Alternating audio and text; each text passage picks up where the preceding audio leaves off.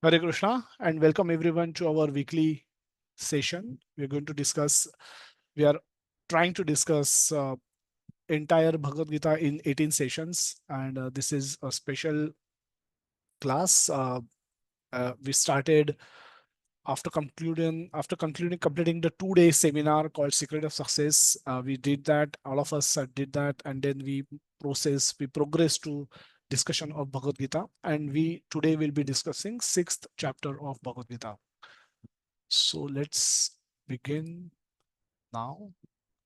It's going to be a longish day because all the chapters of Bhagavad Gita, the same Bhagavad Gita we were discussing for about 2.5 years, 3 years almost.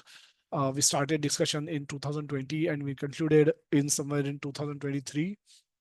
So it's not something that we can cover in 2 hours. This all these chapters are very detailed, are very uh, contains so much knowledge, so much information that it is practically very difficult to compress everything and cover it in 2 hours. But by mercy of Guru, by mercy of our senior devotees, and by mercy of Gauranga Mahaprabhu, we will try and do that to the best of our ability.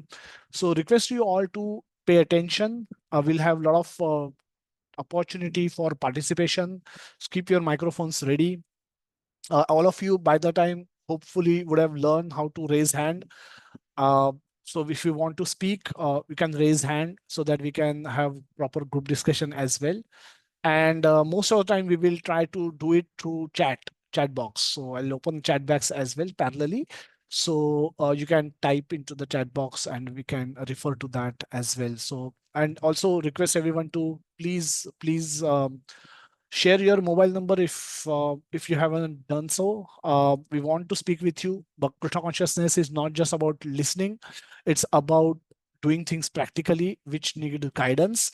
And for that we are happy to speak with you offline as well, not just through these 2 hours of communication. But for that we need your contact details. So if you have not given those, if you have not filled the forms while doing quiz, not given your contact numbers, please do so now by sending a message to one of the admin through direct message. Send a direct message to one of the admins and they will pick it up. Also log in using your first name last name protocol so that we know who is logging. Sometimes we have Vivo joining our meeting, some Motorola joins, some iPhone joins, and we just don't know who those people are. And we want this to be a safe place. We want to know who join and who is asking question and who is having problems, because then only we will be able to we will be able to have a fruitful discussion. So we do not want anybody joining with unidentifiable login IDs like Haribol, iPhone, Motorola. Please use your name. You should be proud of your name and family lineage. So use it. So with this, few tips on housekeeping. Let's begin. Let's proceed with the session for today. So the chapter name is Dhyana Yoga. This is chapter 6 of Bhagavad Gita, and we are titling it as All About Our Mind. Now, this is a chapter where Krishna uh, predominantly gives a lot of information about mind and how it functions and everything about mind. So that's why we are titling it this way. Let's take a quick look back. Last Sunday we discussed chapter 5, and the acronym that we used for chapter 5 was a step. Stay in the world. The chapter started with Arjuna asking the question again. He repeated the kind of question that he's asked in the chapter 3, beginning of chapter 3, that should I fight or should I renounce? And then Krishna elaborates about the how you can act without with the spirit of renunciation. You should act with the spirit of renunciation. You should act, and we discuss how it can be done. We discuss in detail about um, Nishkam Karma Yoga and Bhakti Yoga. What is the differences between the two, and how Nishkam Karma Yoga is a step which we will have to take before we come to pure Bhakti, Kevala Bhakti. Three doers, we are not the only doer. The three doer we spoke about those, how the soul desire, Krishna sanction, and Prakriti, material nature, executes. We'll take a look at that slide once again. That's the most important slide. Equal vision. Once you have knowledge that you are not the only doer, and you have so much dependency on everyone else, not only just demigods, not only just but around you everywhere, you are dependent completely on nature, on Krishna ultimately. So uh, that brings us humility, that brings us and with that, with that knowledge, we can see the world with equal vision. Pandita Samadarshina verse that we discuss, and then peace formula, the last verse, Bhuktaram Yajna Tapasa Sarvaloka Maheshwaram, Gyatva Mam Shantim Rachati. Krishna says, know me and you will attain peace.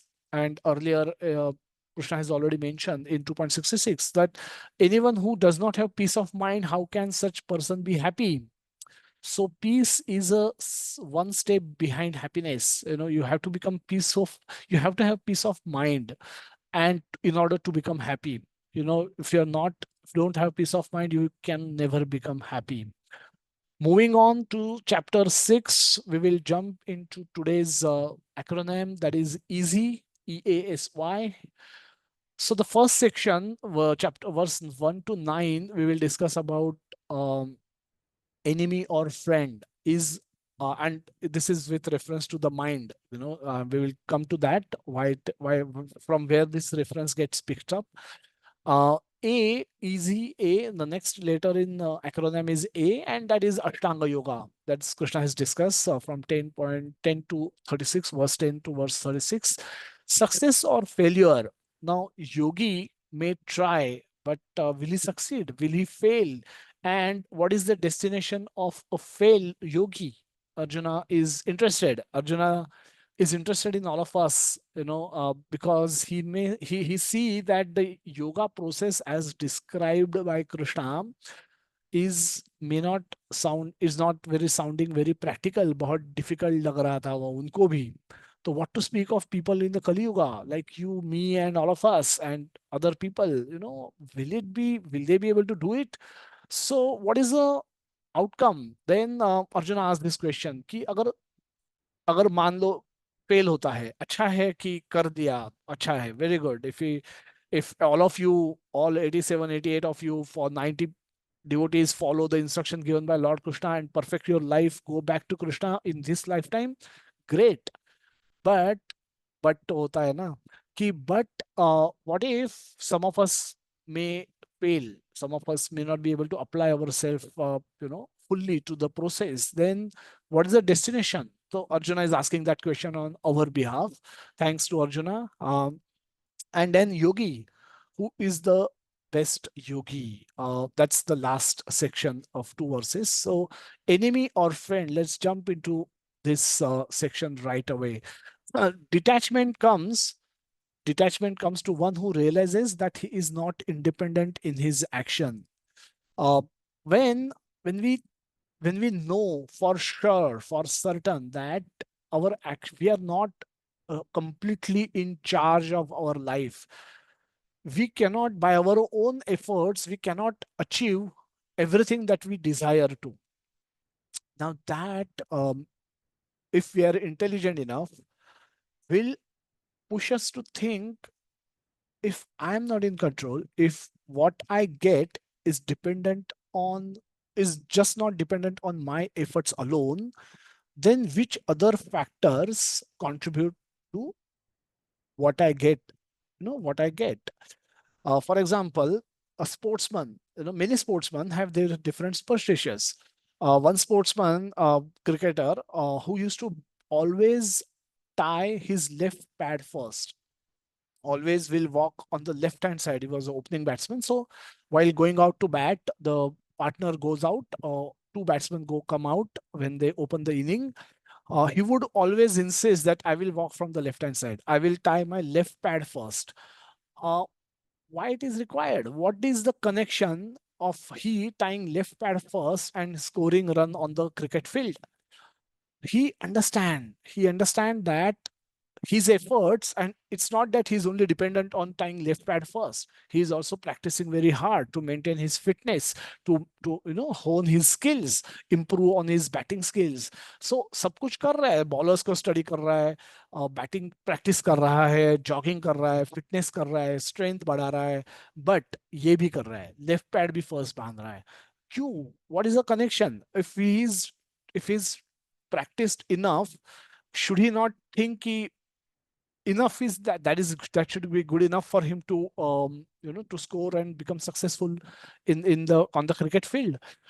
He understand, and just like he unconsciously understand, a lot of people consciously also can understand. Devotees understand this very consciously, that that their efforts are not alone responsible for the results that they get.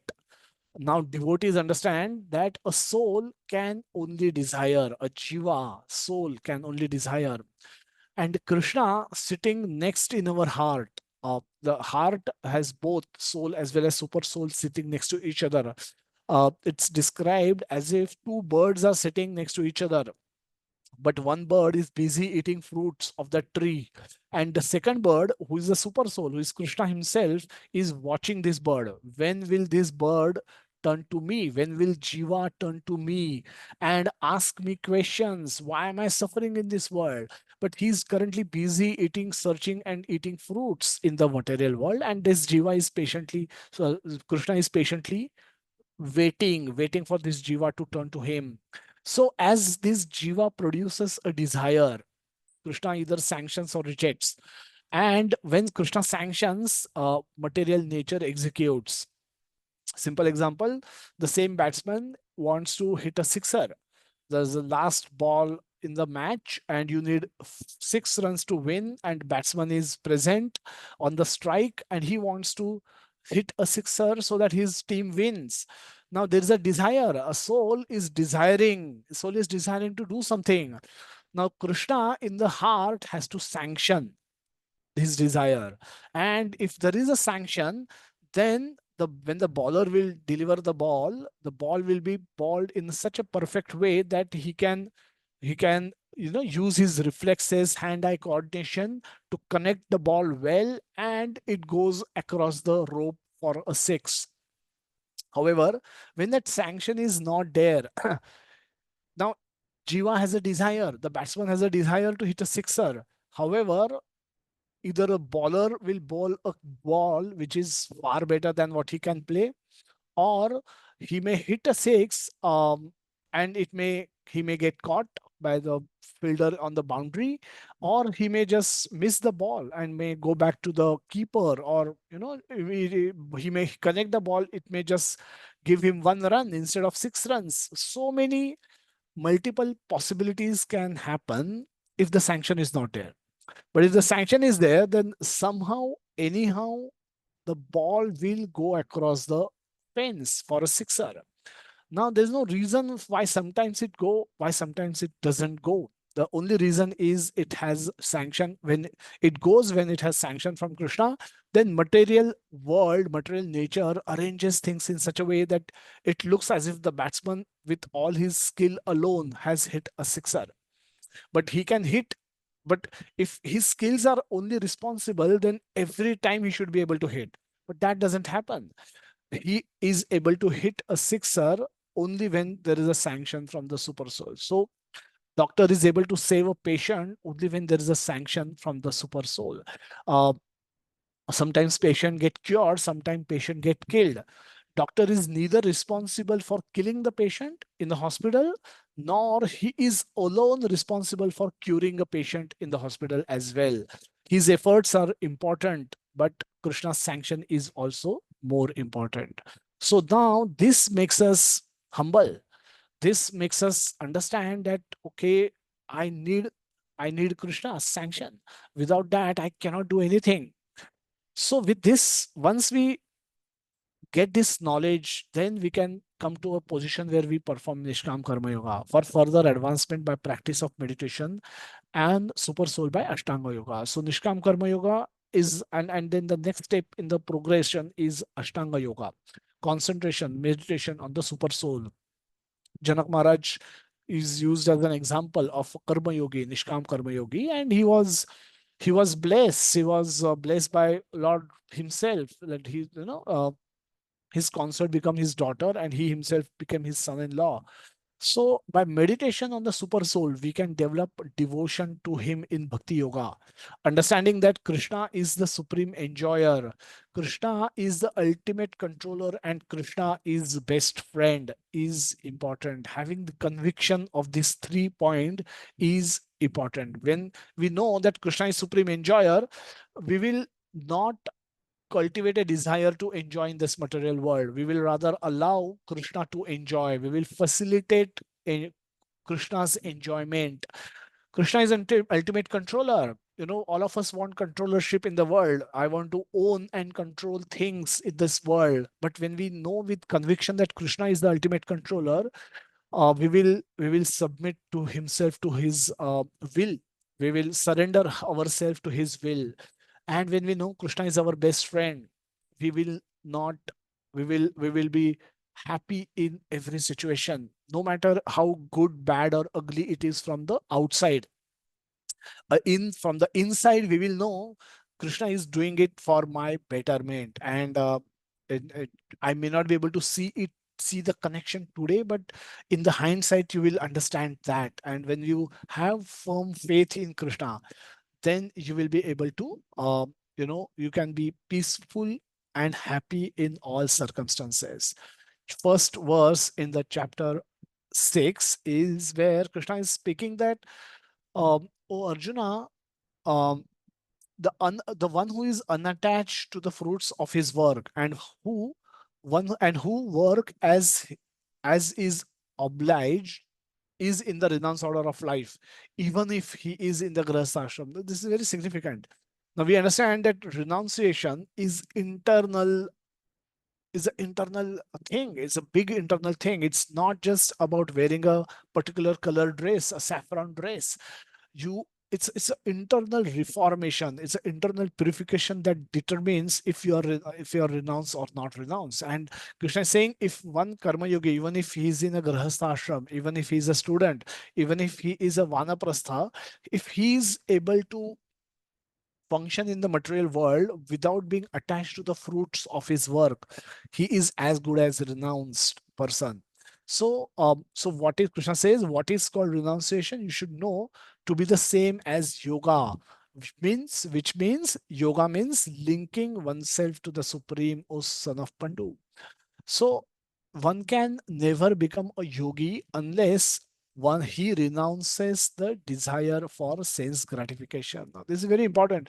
So Krishna is repeatedly hammering a point where he's saying that sense gratification will be a stumbling block in your progress on the spiritual path. Stumbling block. You will not be able to progress in the spirituality if you continue to remain attached to the sense gratification. If all your efforts are for sense gratification, and similar bhoga and aishwarya prasaktanam taya apaharata chetasam, उनकी चेतसा हरण होती है, kidnap हो जाती है.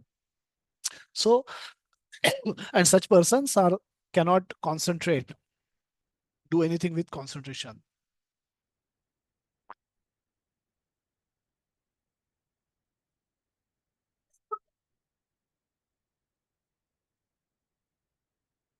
So for one who is a neophyte in the Eightfold Yoga system, work is said to be the means.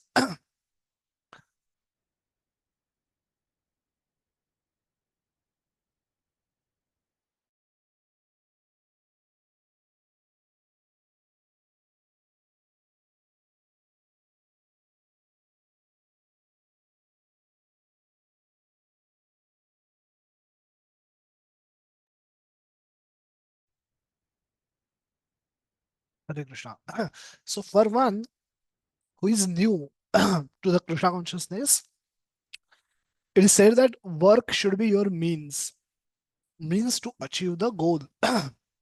But it doesn't mean that you should remain at that level all the time. So as you progress, you should be able to give up work as well. So one should not remain in grahastha ashram forever till the last breath of your body.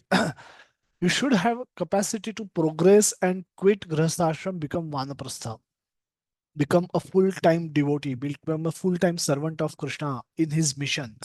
So that should be the goal.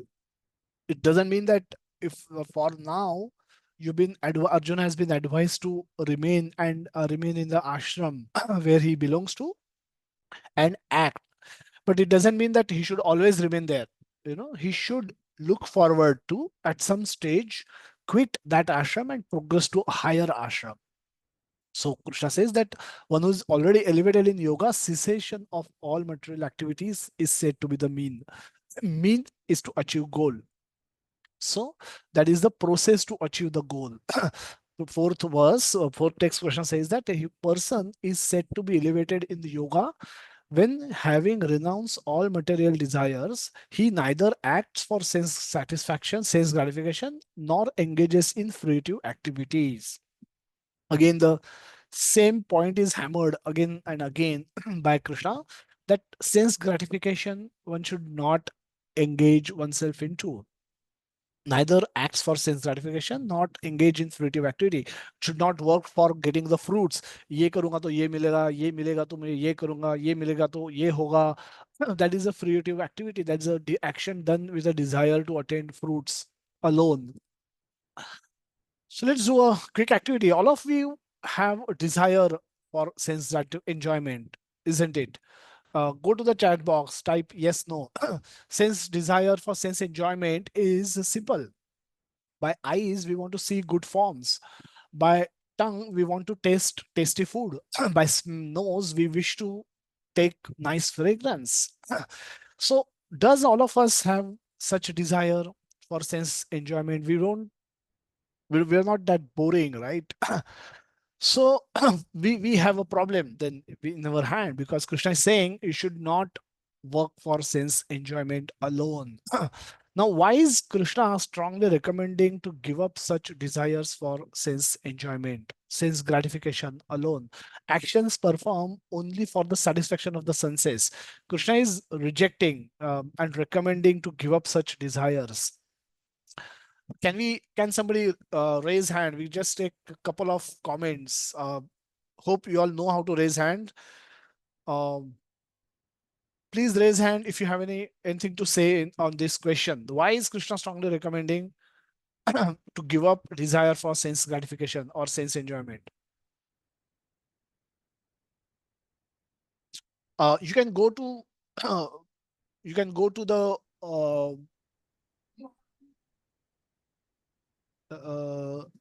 Vikas Prabhuji, how can we explain them how to raise hand? You can on the slides Yes, Prabhuji. on the Zoom. Can you There is explain? a reaction button, Prabhuji, down below. Means where there is a option of mute, start video, participant, chat, and beside that there is a reaction button, and if we touch that, then raise hand option comes, and we can touch it, and that will be visible to Prabhuji. Hare Krishna, Okay. all the participants kindly do that. Hare Krishna. Vivo V252251. Can you answer this question? You're not naming yourself, so we will pick you up for answering this question. Vivo V2251. Please answer.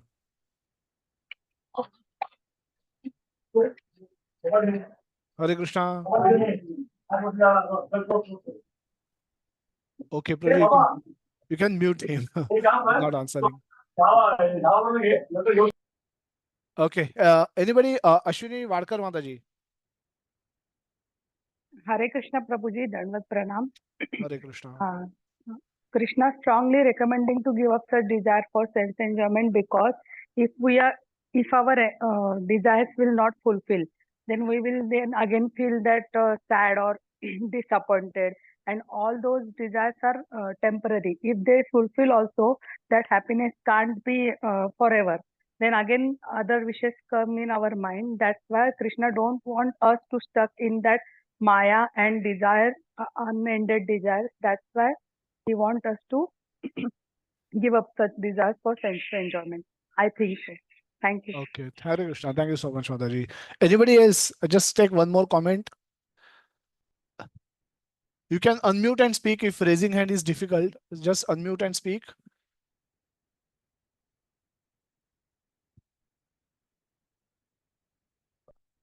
So Vikas Prabhuji wants to speak. Yes, Vikas Prabhuji. Hare Krishna, Prabhuji. Dandavat Pranam. So, Prabhuji, as Lord Krishna gives in the second chapter itself that uh, Adhyayato Vishyambam Sasangaseshu Upajayate, means all the miserable situations will happen that as the two verses explain. And ultimately, the sense, the propensity to sense enjoyment will never lead us to come out of the clutches of Maya, and that will always keep us into the perpetual cycle of birth and death, where we will be facing the miserable situations of the life again and again. And that is why Lord Krishna, because he is very merciful, because he says that I am Bijprad Pita, he is the father of all the species of 84 lakh species, then he is very compassionate towards us, and that is why he don't want us to suffer. And the root cause of that suffering is sense enjoyment, the tendency to sense enjoyment, and that is why he always focuses, emphasize upon that we should not be inclined for the sense gratification. Rather, we should try to turn towards him, Prabhuji. Okay. Hare Krishna. So Dandavat let's Pranam. go through some of the comments. Thank you so much, Roji. Khushi Mataji has sent a lot of comments. I don't know why you're not speaking, but by giving up sense desire for enjoyment, one can cultivate detachment, vairagya, and focus on spiritual growth. That's correct. Very nice, Mataji. Another Charishma Mataji is just writing that the more we work for our sense gratification, more we can get entangled in this material world. Very nice. So Manasvi is writing because the hankering after sense gratification will be the reason for enlightenment and suffering, entanglement and suffering. That's true. A very nice. Sujal is saying, Krishna is saying, give up our desire for senses, but what the desire is about a career. Yeah, career is also sense gratification. So a kind same similar different kind of sense gratification. It gives you a sense of achievement. So thank you everyone for contributing. Does it mean that Krishna wants us to live in poverty, sad, and boring life? Very quick. I think most of you are wanting to chat, so I'll keep the chat box open as well. Why does Krishna want us to lead a boring life? Want us to Amitosh saying give up sense gratification because it causes bondage. Bondage will lead to till the end of our life. It will again get back. We'll get back in this life. We cannot escape the cycle of death and birth. Very nice, Amitosh.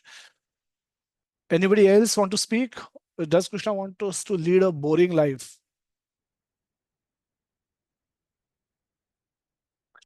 Limit to happiness derived from sense gratification.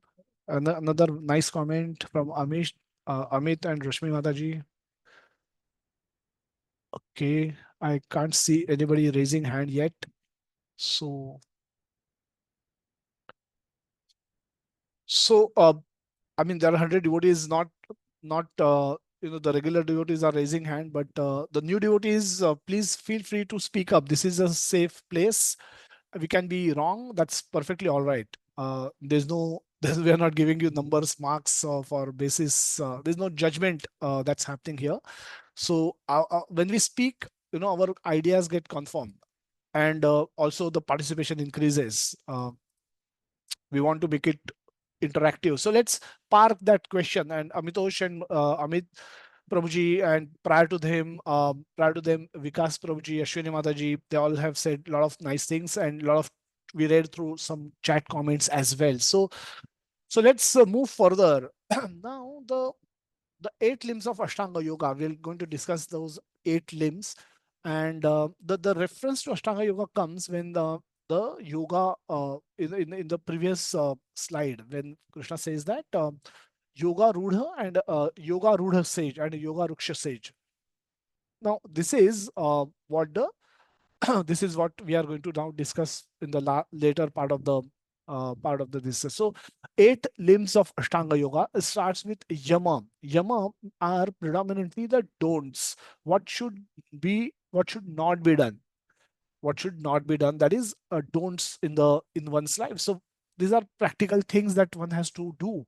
Yama, niyama, niyama are the do's or the prescriptions. So prohibitions and prescriptions, yama and niyama. And then with that, one should move to asana. Asana are bodily exercises.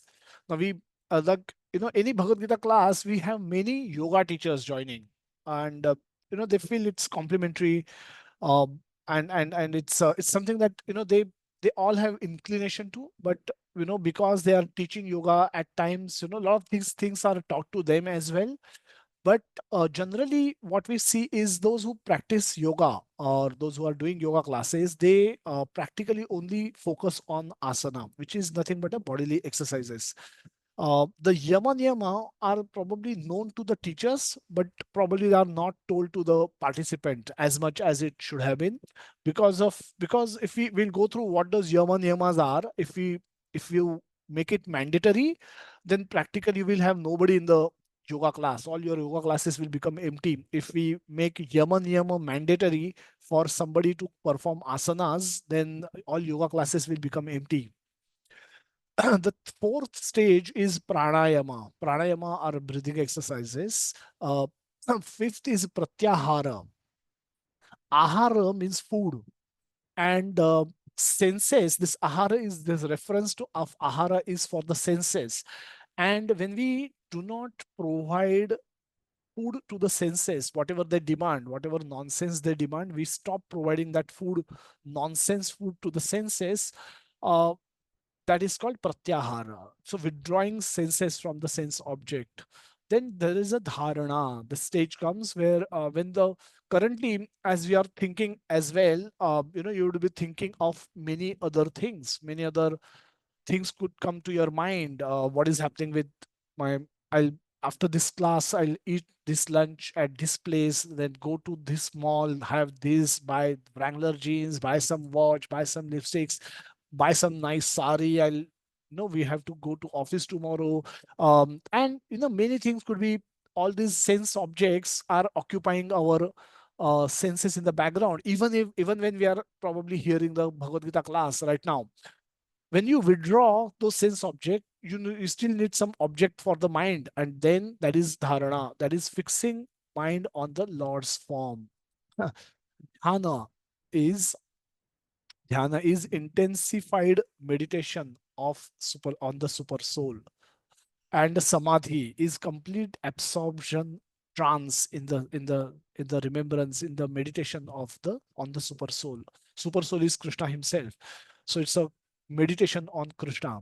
So that is the eighth stage of the um, yoga, Ashtanga yoga process. These are the eight limbs of Ashtanga yoga process from Patanjali Yoga Sutra. Yoga, the yama niyama, as we were discussing earlier, that yama are the don'ts or the prohibitions, what you should not do. Because ultimately the Ashtanga yoga process is supposed to bring one to Krishna ultimately. Because Iyengar, he is born in Sri Vaishnava Sampradaya, and one of the uh, though he was a profound yoga teacher, known as yoga teacher, one of the regrets that he expressed when he met His Holiness Radhanath Swami Maharaj is that he said, I belong to a Vaishnava Sampradaya, but I have not spoken enough, glorified enough Krishna. I have not spoken sufficiently for about Narayana. And I'm not shown the path that ultimately you should hope to go to Narayana. That is the ultimate goal of doing yoga. It's not just for bodily fitness. It's just not for using your breathing exercises to improve your ayu and bodily take care of bodily problems. All those are side benefits. Those are byproducts. Those are not so important. What is more important, that you can attain Narayana, you can attain Krishna by doing this process, eightfold yoga process. And I have not glorified him enough in my work. So towards the end of life, actually, he came up with a book, and he published that book where he spoke exclusively about how you can link this process to ultimately Krishna and go back to Krishna. Use it as a mean to go back to Krishna. So So the process, this has to be taken seriously. Yama niyama also has to be taken seriously. Yama means ahimsa, non-violence. Satya, truthfulness. Asteya, no non-stealing tendency. Brahmacharya, celibacy. Aparigraha, non-possessiveness. These are the qualities one has to cultivate in oneself. Niyama are the do's, what you should do. Is a shaucha, cleanliness, santosha, contentment, tapas, austerity, perform austerity, swadhyaya, study, and ishvara paridhana, surrender to God. With these two things, you should come to asana. If you made these two things mandatory, you will find nobody doing asana. Nobody can do asana. So 3, 4, verse 3 and 4, yoga ruksha and yoga rudha. Yoga ruksha is a beginner who will be advised to do work, and yoga rudha. Arudha is like ashwarudha. So one he can then advance to the stage of Ashtanga Yoga. So mind control and detachment from sense objects are the requirements to come to the advanced stage of called Yoga Rudha stage. Hence, Krishna explains the importance of mind control. In the text 5, one must, Krishna says, is something very important. And this will be the theme of our discussion for the major part of today's session. Krishna says that one must deliver with the help of his mind and not degrade himself, which means there is a possibility. Now, mind is an organ that we all possess. All of us have mind. We can't see, feel, and touch mind, measure mind, how much kilo it is, how much, what is its weight, but it is there. It is like a software present in a computer system, that all that without which we cannot function. And if that gets corrupted, our whole system gets corrupted. So let's understand, we all have a mind, which means we are separate from our mind. We are spirit, soul, and we have a mind. Just like I am a person, I have a mobile. Now it's not that I am mobile. So that's again the confusion a lot of people get into. I am not my mind. I have a mind. Though me, my soul and my mind both are inside me, both are separate. I have a mind. And that mind using which I can elevate myself or I can degrade myself. So mind can be your friend, can be your enemy. One who has conquered the mind, mind is his best friend. And one who is failed to do so, one who is not been able to conquer one's mind, jitatma manaha, that one who has not been able to conquer the mind, mind becomes his greatest enemy. All of us have experience of that how mind can become our biggest enemy is our mind. And we live in our enemy 24/7. Type in the chat box if you think your mind is your friend or your enemy.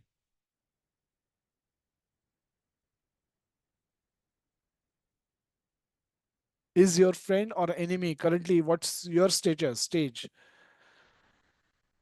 Both. Durgesh Prabhuji is saying actually both. Vikas Prabhuji is saying, okay, what is the predominant stage? Has been troubling, or some are saying enemy. Yeah, 70% enemy and 30%. That's a nice thought.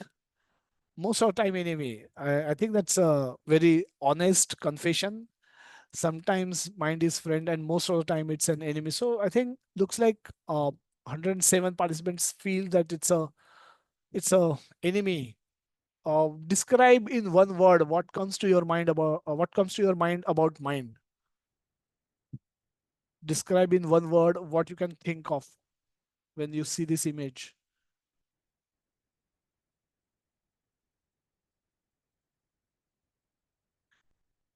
This describe how our mind is. Enemy. Yeah, enemy, confused. Okay, complex. Very nice. Entangled, complicated, uncontrolled. Yeah, very true. It's entangled. It's complicated. Confused. Confused. Very nice. Thank you so much. Uh, I think, I mean, yeah, I'll be happy if you at later stage you can speak up also. But I think you all seems to be very active in chat box. Let's use chat box more then. Uncontrolled mind. Hope you can identify with some of these images. What it can do to you? Lack of confidence, loss of trust. If you can relate with this image and the what you can see, what you can see in this slide, can type yes, or if you find it's not relevant, you're not part of this, you can say no. But if you can relate with all of this, say yes, I relate with this. Lack of confidence, it leads to depression, stress, hypertension, damage to oneself and family and society, weakened determination, dangerous diseases, madness, loss of trust, and lack of confidence. Lot of yes, this is what a mind, uncontrolled mind, can do to us. Disturbed senses, fickle mind, and lusty intelligence. That's the end result. What it will lead to? What it will lead to? Lusty intelligence. What it will lead to? Results of our action with uncontrolled mind. Suicide, prostitution, burning houses. Now, burning houses can be literal. It can be, it can be metaphorical. When the house is on fire, when the everyone in the house is fighting with each other, quarreling with each other, trying to backstab each other, this house is, though there is no literal fire, it's a burning house. There's no happiness in the house. Cigarettes, people taking intoxication, and just not cigarettes. Nowadays people smoke a lot of other things as well. Everything is available, unfortunately, so easily. Picking quarrels, breaking TVs. Has anybody experienced that? Breaking of TV, when you lost match, TV is broken, when utensils are thrown out of home, or banged on the wall. Liquor, alcoholism, murder, rape. Those are some extreme. Suicides is also one of them. Divorce is one of them. Result of all this is divorce, and not getting married is another thing. There's another category which has come up recently, that before, because they have uncontrolled sense gratification desires, so they said, I'll not be able to do that post marriage, so let me not get married, let me just continue to live like an animal. Now, so that is another that getting promoted and getting seen predominantly in the society today. What it does to us, what does this mind do to us? The mind, in its original state, is pure, just like Ganga water. Impurity is the desire to enjoy God's property without God. Pure mind is friend, impure mind is enemy. Ashwini Mataji mentioned this. Desire, if fulfilled, leads to more desire. Desire is like, you cannot satisfy fire by pouring oil into it, or ghee into it. It just increases, right? Fire increases when you put petrol into it or ghee into it. So similarly, desires, lusty desires, increases when you try to satisfy those. So it will lead to more desires, lust, greed, and hankering. Desires, when they fulfill, lead to more desires, and desires, when they are not fulfilled, lead to anger and downfall. We discuss 8-step downfall in the while discussing second chapter. Leads to lamentation and misery. So process of cleaning mind should lead to mind desiring only to love and serve Krishna. That should be the best outcome of utilization. Best utilization of our mind is when it is only producing desires to love and serve Krishna. And that is Krishna consciousness is in nutshell, in summary. So what is this mind all about? We are at 12 almost, yeah, 11:49. So we'll progress a little faster. So the yellow image in this screen is a soul. Now soul is covered by the subtle body, that is includes mind, intelligence, and false ego, which is covered by a gross body which we can see, feel, and touch. Our senses are part of our gross body. Subtle body, mind, and intelligence is part of our subtle body, and soul is the user. So think of it from a computer system point of view. User is the soul, subtle body is the software, and hardware is the outer body. The soul or desire to enjoy, soul desire to enjoy, and soul has come to the material world for enjoyment alone. Soul wants to enjoy independently of Krishna, and therefore soul has come to the material world. Now, how can soul enjoy? Soul is a spiritual elements, and soul wants to enjoy matter. A body wants to, male body wants to enjoy female body, and vice versa. Now, these desires are actually expressed by the souls within those body, and they need, how can they enjoy themselves? They cannot enjoy in that original spiritual form, because spiritual form in the material world cannot function without matter. So soul has been given a software called mind and intelligence, and a hardware called our gross body. So soul radiates consciousness, just like a bulb throw light. When the switched on, a bulb when switched on, the light comes out of a bulb.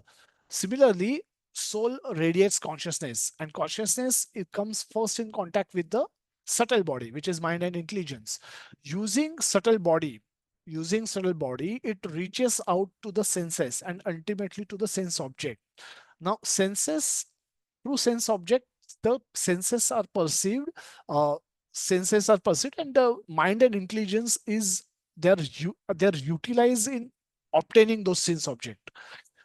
And sense gratification happens. This is broadly how soul function, interact, and perceive the world around us. Another example is given that soul is like a chariot, is like a passenger in the chariot, sitting in the chariot of body. The body is known as the chariot, the soul is the passenger, and intelligence is the driver, and mind is the are the reins in the hands of a chariot driver. So they are in the hands of intelligence. So intelligence is supposed to control the reins, who in turn should control the five senses. That is how the ultimately soul can take chariot to the right destination. If that is not the case, if senses are uncontrolled, the horses are not controlled, and intelligence is unable to use his reins, mind, which is mind, to control the horses, then horses will take chariot in the direction, in any direction, which is not the destination for the soul ultimately, and the whole journey gets defeated. The purpose of whole journey get defeated. The mind control and sense control has been repeated. Vikas Prabhuji mentioned during the previous discussion that it has been repeated continuously by Krishna, insisted. Now we are come to the sixth chapter, and all previous chapters it has been very predominantly talked about by Krishna. He's been a professor of mind control and sense control. He's like a professor of mind control and sense control, repeatedly emphasizing upon that. We just look at two verses. Jatato yapi kaunteya purushasya vipashchitaha indriyani pramathini haranti prasabha manaha. That indriya, that senses will kidnap a mind by force. Haranti prasabham manaha. That by force they are so strong. The senses can become so strong that they can, if they are not controlled on in time, they can forcibly carry away mind of a person who is trying to control the same. Another beautiful verse, that indriyanam hi charta yan mano nu vidhayate tadasya harati prajna vayur navam imamasi. Just like now वायु हवा के झोंके से नाव भटक सकती है नदी में और समुद्र में, वैसे ही किसी का intelligence, Pragya means intelligence, intelligence can also get kidnapped if that intelligence is not alert enough to allow, and he allow the mind to focus on one of the senses, then even the intelligence can get carried away. So mind control is essential. Since all of us have mind, all of you have our own mind, it is nice. Knowledge is essential for all of us to learn and practice. It is necessary for material and spiritual success both. Mind should be strong enough to tolerate demands of the senses and engage them in right activities. Mind is a subtle muscle and needs to be purified and develop muscle strength. Now, what does mind comprises of? Mind comprises of desires, all kind of desires, good, bad, ugly desires. Desire to enjoy, desire to possess, desire to control, desire to own or proprietorship. ये मैंने किया है, ये मेरा है. This is my home, my car, my woman, my man, my children, my jewelry, or my whatever.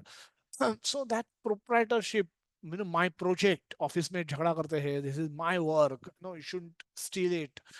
Desire to know, we have a desire to know, knowledge seeking tendency, we just desire to serve also at a particular sattva guna, we actually have desire to serve also. All these desires are inside our mind. It's one software having multiple sub softwares, modes, sattvagun, rajagun, tamagun. There are more than 100 verses in Bhagavad Gita which talks about modes of material nature, what people do in different modes, under the influence of different modes, how people act, how people behave, how people talk, how people do things, so on and so forth. It's such an important aspect of our mind, and only an advanced course like Bhagavad Gita can speak about this. So no other scripture in the world has description about modes of material nature. Anarthas, lust, anger, greed, hankering, attachment, envy, fear, all of these are residing mind. They have made our mind as their home. All of them live inside our mind. Past impressions, now past impressions are past impressions of sense, our indulgence in sense enjoyment. पहले हमने तंगड़ी खाई होगी, दारू P होगी, चरस गया होगा, गांजा पिया होगा, सिगरेट पी होगी, और कुछ किया होगा. All those colorful activities, now we hear that Krishna want us to stop doing so that you can focus on bhakti yoga. Now all of those events have happened already. We all have a past, and every saint has a past, and every sinner has a future. It's said by one of the beautiful sentence said by Keshav Swami Maharaj once in a class, that every sinner has a future. आज आप sinner हो, but आपको future है. And every saint has a past. Every saint can have a past. So don't be surprised. But if you are a sinner today, you can also have a hope that you can become saint tomorrow.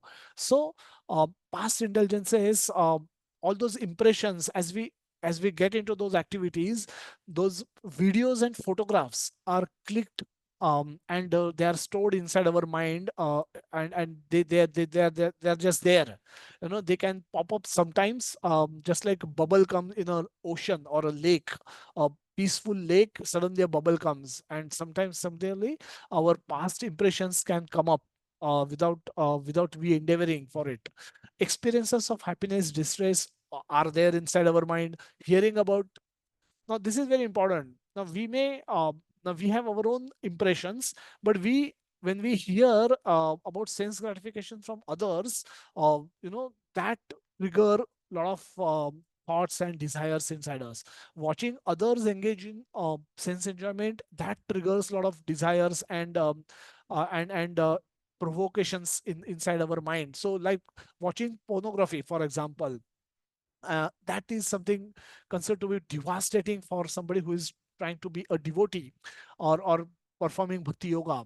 So because why, it will trigger all kind of desires, nonsense desires inside you, and gives you provocations, intimidations, to do those things, and hence one has to be very careful. But all these are inside our mind. Recommendations from those whom we respect, love, recommendations, we idolize people. We have our favorite movie star, favorite sports icon, favorite music icon, favorite politician, and when those people speak, we hear attentively. Sometimes, they try and speak philosophy, they try and give directions, and at times they have influence over us. And that if they are not on the right spiritual path, they can lead us to nonsense. They can lead us to become who they are. They are miserable, and we following them, we become miserable as well. And most importantly, mind has lot of input coming from all the senses, the eyes, ear, nose, skin, and tongue. They are doing a lot of sensory, they're collecting a lot of data, and what do they do with that data? They send it inside the mind. They send it to the mind, and mind becomes a storehouse for all that.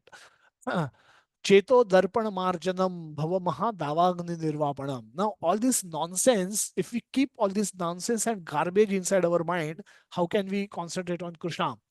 Where is Krishna in it? Nowhere. So, as long as we don't clean the mind, There's no way we can concentrate on Krishna. We can move towards Krishna. We can go closer to Krishna. We can bring Krishna in our heart. Krishna, how can Krishna come in a dirty place like this? So, Cheto Darpana Marjanam. Darpana means mirror. Darpana means aina. Marjanam means the process of cleaning. Cleaning what? Cleaning the mirror of our mind. Bhava Maha Davagne Nirvapanam. If we can do that, Bhava Maha Davagne. दावाग्नि means forest fire. Forest में जब आग लगती है, जंगल में आग लगती है, इट्स नॉट स्मॉल. दो चार बम भेजने से वो, पाइप, दो चार बकेट फेंकने से वो रुकती नहीं है. So that is called forest fire, दावाग्नि. एंड महादावाग्नि means great forest fire. Australia में फॉरेस्ट फायर होता है. So like miles and miles of jungle gets burned. So that kind of a forest fire, if we clean them, or if we can clean our mind, then it can help us. निर्वापणम means extinguish, fire extinguisher जैसा होता है. That कितना बड़ा fire, दावाग्नि निर्वापणम, कि बड़ा जंगल जैसा, जंगल forest fire भी हम उसका निर्वापन हो सकता है. So that is what the capacity of or benefit of mind control. So the cleaning, what Mahaprabhu is insisting, cleaning the mirror of mind. How do we do? What is this mind all about? Now, how do we utilize our mind? We know that the soul is there and the sense objects are on the outside, and the soul has to go through the channel of our mind and intelligence and then senses and go to the sense object. Now say, for example, you want to see something, there is a, so sometimes we use our mind like a window. We use our mind like window. Window means क्या होता है कि हम लोग window, खिड़की है, खिड़की खोलते हैं. Then what we can see is what is outside the window. We can see. So there is a house in front of my house. So if I open the window, I will see that. So this is the process. Sometimes we use our mind to perceive the world outside as it is. जब हम खिड़की खोलते हैं, as it is, जैसे है सामने वो दिखता है हमको. We don't imagine anything there. So sometimes when mind is collecting data from input from the senses, it's acting like a window. You just open the window and see things as they are. You just open your eyes and see, यहाँ पे computer system है, यहाँ पे clicker है, mobile है, एक glass पानी का रखा है, पीछे जगन्नाथ जी है. I am seeing things like that. If you open the eyes and look around, you will see things. So now you are seeing and registering things. You are using mind as a window. But that is not the only way we use our mind. Sometimes we use our mind like a television screen. What do I mean by that is, we bring up, now you might be sitting in a class right now trying to listen to Bhagavad Gita, a sixth chapter of Bhagavad Gita, but something could be going on in your mind. A video may come up in your mind of what happened last night. You would have gone out with friends for a dinner, went to some mall or a movie and then had a dinner, or whatever happened there, some joke cracked by somebody, and then somebody saying something which made you angry or whatever. So some event pop up in your mind. Sometimes you go to office, sit in the meeting room, and meeting starts or a class starts in a college, and suddenly you remember, oh, मैंने आते वक्त दरवाजा बंद किया था कि नहीं किया था. And suddenly in your mind you play a video of you leaving home on that day. मैंने गैस बंद कर दिया, बाद में ये किया, but डोर क्लोज किया कि नहीं किया, लैच किया कि नहीं किया, लॉक है कि नहीं है. And suddenly you are sitting in the mind, you are sitting in a classroom or in a meeting room, and your eyes are open, ears are open, physically you are present inside a place, either a classroom or a meeting room, and somebody speaking, something is happening, the eyes, so the eyes are open, ears are open, but nothing getting registered. Why? There is no input, is blocked. Why? Because your mind is busy playing a video of you leaving home. And we said zoned out. Sometimes, oh, you suddenly somebody asks you a question and you come out of that, the video stops, and suddenly you come to the consciousness, external consciousness, and you ask what happened. They say, oh, you have been sitting here for all this while, you never heard what we spoke. We asked you a question and then said, oh, sorry, I got zoned out, or I got lost. And sometimes, so this is daydreaming, or sometimes it is called as is getting zoned out, or just getting lost. Just that happens when your mind start playing videos inside inside. So when the videos are played on the screen of your mind, soul is busy watching that video, and that is the reason why soul is not able to see the input that coming from eyes, see the input that is coming from words that are coming from the ears, and soul is busy watching this video and listening to the sound of that video. So soul is zoned out. When we say I am zoned out, it's soul zoned out. A beautiful verse, ninth verse in the 15th chapter of Bhagavad Gita. Shotram chakshu sparshanam cha rasanam ghranam cha adhishthaya manaschaya vishayan upasevate. Krishna is saying that the living entity, thus taking another gross body, obtains certain type of ear, eye, tongue, nose, and sense of touch, which are grouped about the mind, and thus he does enjoy particular set of sense objects. So there's a palm. This is like a mind and this sense object. Another way of understanding it is through a computer system, a control room where you have CCTV cameras everywhere, and there is one control. There's a one control room where the input from all the CCTV cameras are projected in on television screen. So it is like that. So all the five senses are like five cameras trying to grab images and input from different sources, and they are all transmitting it back to the screen of mind. So mind is constantly getting input from various sense objects for all the time, five senses. While input is received, mind chooses to focus on that one input to which it is more attached to. So for example, if you have a route, you drive to office or go to college on hopefully not college, office every day, and on the road you may travel for say 5 kilometers. On the way there is a particular place where there is a liquor shop, where there is a place where you get liquor. You've been there past, and if you're an alcoholic, you will always notice that shop. If you are a non-alcoholic, you will never notice that shop. But the shop is there. That's a place where the liquor is available. So our mind choose to focus on that object where it has some attachment to. Now this attachment gets developed from our past indulgences.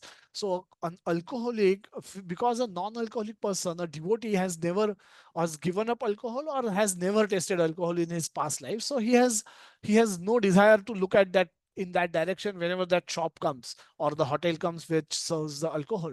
However, but if any alcoholic person who has been to that hotel with many times, had drank a lot of, have wasted a lot of money in drinking alcohol, because he has indulged in that activity, he will always remember. Whenever he will go past that area, he will always look at that direction. He will always, back of his mind, he will always know that अच्छा ये गया है, may be शाम को आ सकते हैं, वापस गाड़ी टर्न करके आ सकते हैं. So attachment gets developed from our past indulgences. So mind focuses only on that object to which it is attached to, and attachment come from past indulgences. Thus, we have impression and images, experiences stored in our mind of the material sense enjoyments. Now, that is a fundamental problem. Now, the cleaning the mind, what is the process to clean the mind? How do we clean the mind?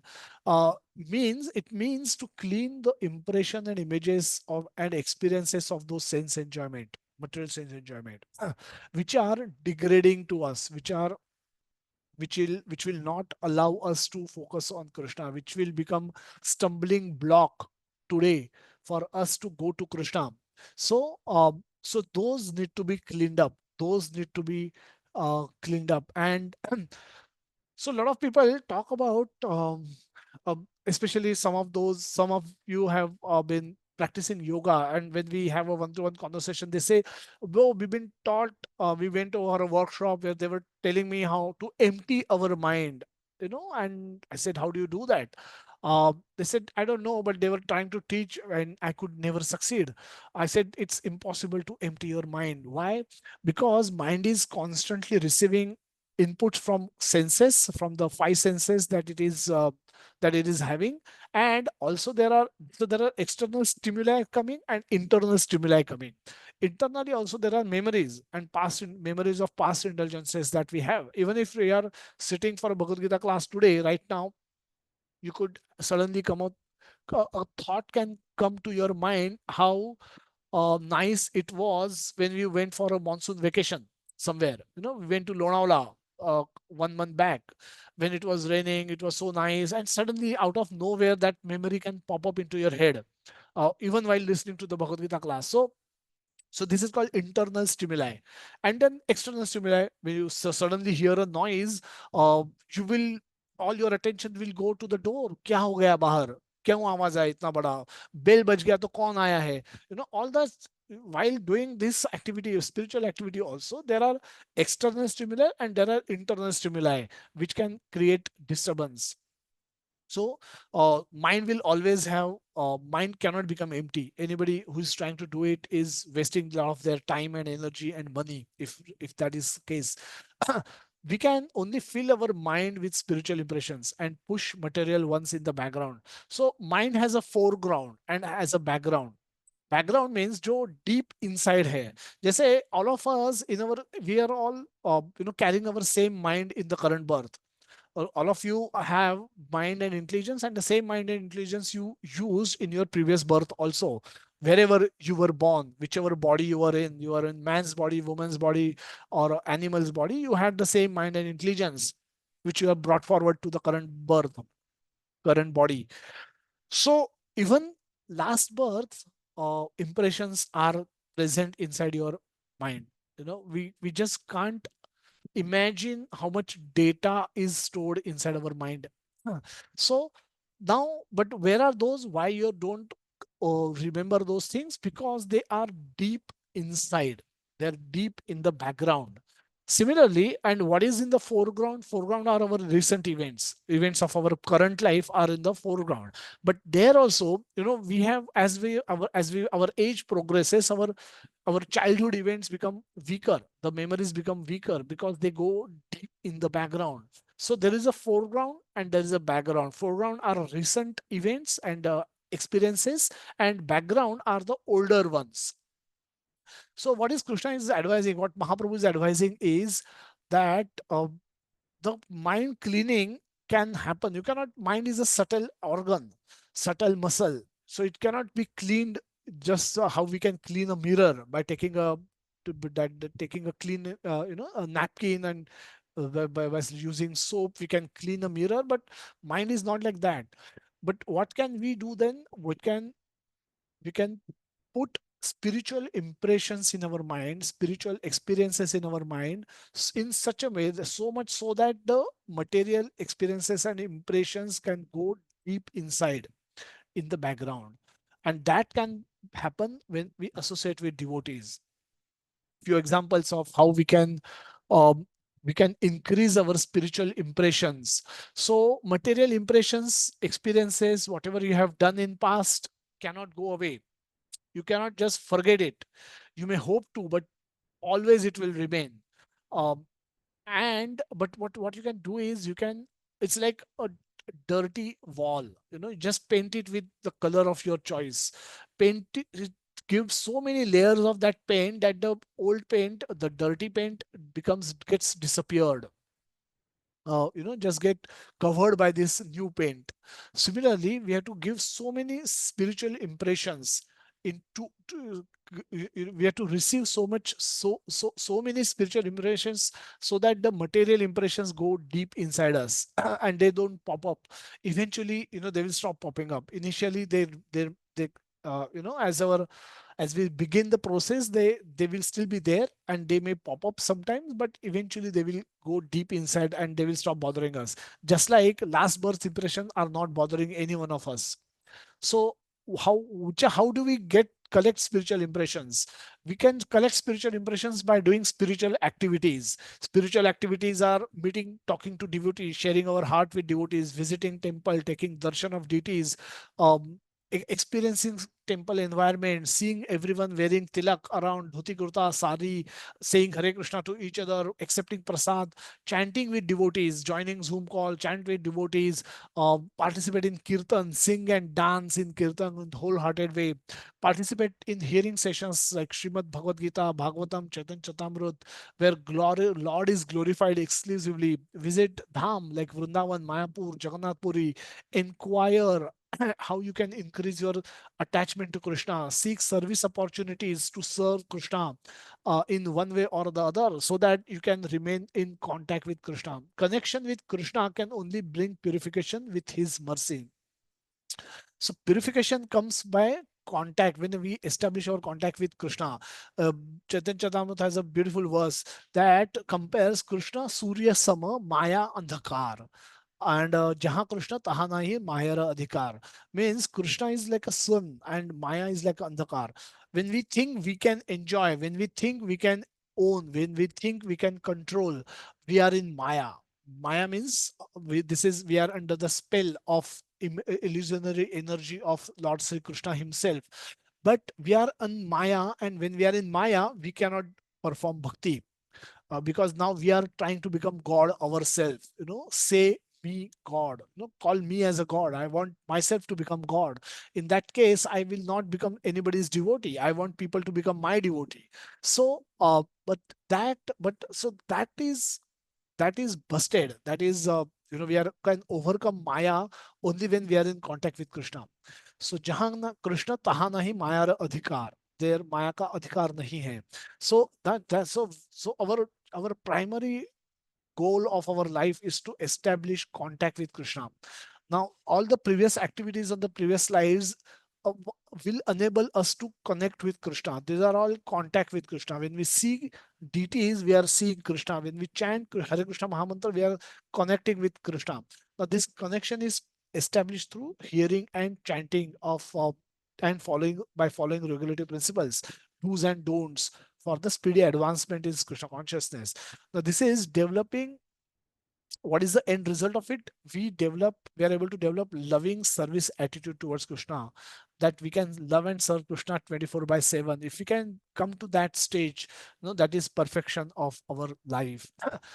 So the clearing time is now. Clearing time is now. All of you have come to Krishna consciousness because you've done bhakti in previous lives, but you couldn't obviously perfect it. But this is your opportunity to practice Krishna consciousness perfectly and go back to Krishna. Don't postpone this to your next birth. Moving on, positive effects of mind control. Jitatmanaha prashantasya paramatma samahitaha shitoshna sukhadukheshu tatha manapamanayo. That one who has conquered the mind, jitatma manaha, one who has conquered the mind, जिन्हें अपना मन जीत लिया है, for whom he has attained tranquility. To such man, the shitoshna, the happiness, distress, heat and cold, and मान अपमान, सब कुछ समान होता है. Moving on quickly to second point, Ashtanga Yoga. Now here Krishna says that how Ashtanga Yoga is practiced, and where he focus on how you can go to a secluded place, always control in mind, ब्रह्मचर्य follow करो, possessiveness नहीं होना चाहिए, desire नहीं होना चाहिए, and practice yoga. And 16th verse Krishna says that there is no possibility of one becoming a yogi or Arjuna if one eat too much or eats too little and sleep too much and does not sleep enough. So one has to do activities in a regulated way. Anything done excessively will lead your downfall. So regulated habit of eating, sleeping, recreation and work can mitigate all material pains by practicing the yoga system. Very important instruction to all of us. In fact, in our material life also, if we do these activities excessively, we will not be able to even attain our material goals, what to speak of spiritual goals. So Krishna says in the 18th verse that a yogi by practice of yoga disciplines his mental activities and becomes situated in transcendence, devoid of all material desires. He is said to be yogi well established in yoga. Now, what are the successful yogi? These are the symptoms of successful yogi. So the senses and mind require engagement. Now, senses and mind, this is a very important point. This is mind and senses requires engagement. You cannot say no to everything. So how do we then how do we function if we keep saying no to sense gratification? We need food and we need tasty food, but if we say no to food, how will we survive? So it's not the question about saying no to food, it's saying yes to prasadam. So having cooked food with an objective of offering it to Krishna and then accepting it as a prasad, end result is the same. You are getting food on your plate, but it is prasadam. So dovetailing all our activities in Krishna consciousness, we can lead the same life with a different result.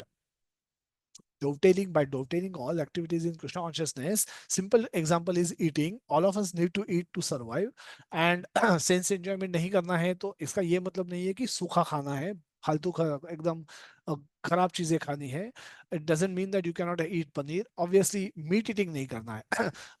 The four regulative principles तो definitely follow करने हैं, but among the sattvic things you can eat good food, you can eat tasty food, but you cook food with an objective to offer it to Krishna. Offer it to Krishna and take it as a prasad. So ऐसे करने से क्या होगा? Just like a lamb in a windless place does not waver, our consciousness can remain fixed on Krishna. Beautiful quotes. The battles that count aren't the ones for gold medals. The struggle within yourself, the invisible, inevitable battle inside all of us. That's where it is at. It is. Another beautiful image is gold medals aren't really made up of gold. They are made up of sweat, determination, and a hard to find alloy called guts. So important activities. And that's so true for material success as well as for spiritual success. So a great achievement must fight internal invisible inevitable battle within. Now all of us find it difficult to wake up early in the morning and do japa. Now there are battles that it is bhakti will not be easy. That's why every Prabhupada is recommended bhakti to be performed by youth, because it is not easy. There are battles to be fought. If you can't fight them in youth, how you will be able to fight them in your old age? So the battles, they are internal, invisible, and inevitable battle. Everyone must fight it, unavoidable. So they are internal, invisible. Now these battles, whoever fight these battles within, uh, can only progress in material life as well as in spiritual life. So uh, the devotee connection and the devotee conversation is specifically for to take care of this aspect of your life, that these battles you should not fight them alone. Take help from another devotee who will help them, because he's done that before. He's fought those battles before. He has experience of fighting those battles before, and therefore he will be able to help you. And taking, so it's your initiative, it's voluntary, your initiative of yours, but you seek help from devotees to fight those battles, and that's how you progress on the spiritual life.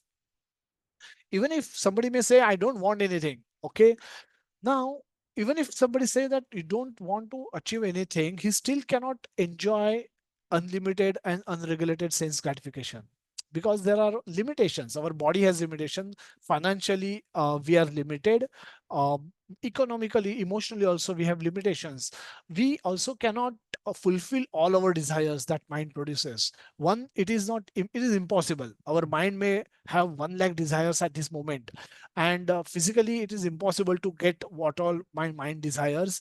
Even if assume some of those things I may get, they may not be realizable. My mind may project मतलब mind may project them to be so much realizable, but when I actually test it, it is not as good as I had thought. It is fantasizing, fantasy. Mind fantasizes about sex enjoyment. It could be, there could be years of input that goes into fantasizing. And but when that happens, it's not meant to be so much relishable. Same could be with a dress, with a watch, with a food item. One may not get what all one desire. even if you get something, it may not be relishable as much as you expected it to be, as much as you had fantasized it to be. Even if you get it, even if you find it relishable, it is not permanent. It is not retainable. So it is not attainable, it is not relishable, it is not retainable. It means someday it will be lost. It is not permanent. So all our endeavors in sense gratification will lead us to misery and lamentation. So dhyana, so that's why for dhyana yoga, it must be giving it. It is must.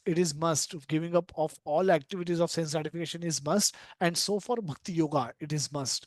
That association, that ABCD we speak about, association of devotees, books, scriptures, reading books, chanting, and diet. And with four regulatory principles of no meditating, no intoxication, no gambling, and no illicit sex.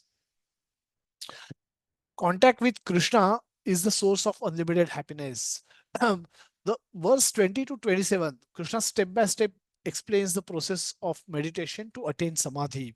And in the 28th verse, which is a beautiful verse again, Krishna says that Yunjaneva Sadatmanam Yogi Vigata Kalmashaha Sukhena Brahma Samsparsham Atyantam Sukhamashnate.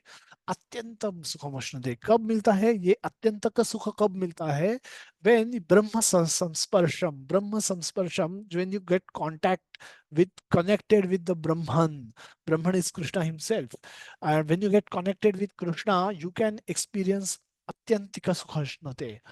Now, that is the highest stage that one can experience, the highest happiness that one can experience by connecting with Krishna. And in our disease stage, just like a person who is infected with jaundice, when he tastes sugarcane juice, he doesn't find it sweet. Similarly, as long as we are infected with our material desires for enjoyment and controlling, we will not taste Krishna sweeter. But as our infection reduces, the sweetness of Krishna emerges, and then it becomes all sweet. When we are completely cured of our infections, material infections, that I can enjoy, I will own, I will control, I will do this. It's meant for my enjoyment. When I will overcome that mentality, to the mentality that everything is owned by Krishna, everything is controlled by Krishna, everything is meant for Krishna's enjoyment. I will facilitate that. I'm here to serve Krishna. I'm here to love Krishna. When that our original mentality, the current mentality is get replaced by this mentality, then even we can experience Atyantika Sukha Mashnute. We can experience unlimited happiness. Another two beautiful verses. Sarvabhutastha matmanam sarvabhutani chatmani ikshate yoga yuktatma sarvatra samadarshanaha yomam pashyati sarvatra sarvam cha mai pashyati tasyaham na pranashyami sacha sacha me na pranashyati. Krishna says, for one who sees me everywhere and sees everything in me, I am never lost, nor is he ever lost to me. Now, this is the pure stage of consciousness that we speak about. Now, this is the consciousness which we want to become. What we are today is what we discussed earlier. This is what we hope to become in the current life by practicing Krishna consciousness, by practicing four regulative principles and doing simple ABCD. Uh, that hearing, reading, chanting Hare Krishna Mahamantra, taking prasad, and rendering services in association. And all of these four activities can be done in association of devotees. So if we can just do these five things and protect ourselves from the four regulative principles, follow those regulative principles properly, we can become this. We will be able to see Krishna everywhere and everything in Krishna. I am never lost. So Krishna will never be lost to us, and we will never be lost to Krishna. So Krishna will also always look at us. That's so beautiful. Neither he is lost to me, he is ever lost to me. So Krishna says, even those people I never lose sight of. I continuously look at them. I continuously watching them. So beautiful it is, isn't it? Krishna is watching us. Imagine. Another beautiful section, Chanchalam hi mana Krishna. Now, having heard this, Arjuna is saying something very significant. Krishna को बोल रहा है कि आपने तो अच्छे से explain किया है मुझे, but it requires lot of mind control, O Krishna. And Krishna says, my mind, I am not able to control. I am not very confident that I'll be able to control my mind the way you are describing me to do so. What is Krishna, Arjuna saying? Arjuna saying, my mind is chanchala. Chanchalam hi mana Krishna. Pramathi. Pramathi is mad. Balavat. Balavat is extremely strong. Dhrudham. Dhrudha hai. Tasyaham nigraham manye. Vayo riva sadushkaram. That I can control wind or Krishna, but I cannot. It is difficult. It is more difficult than controlling the wind. I can control wind, but I cannot control my mind because of all this.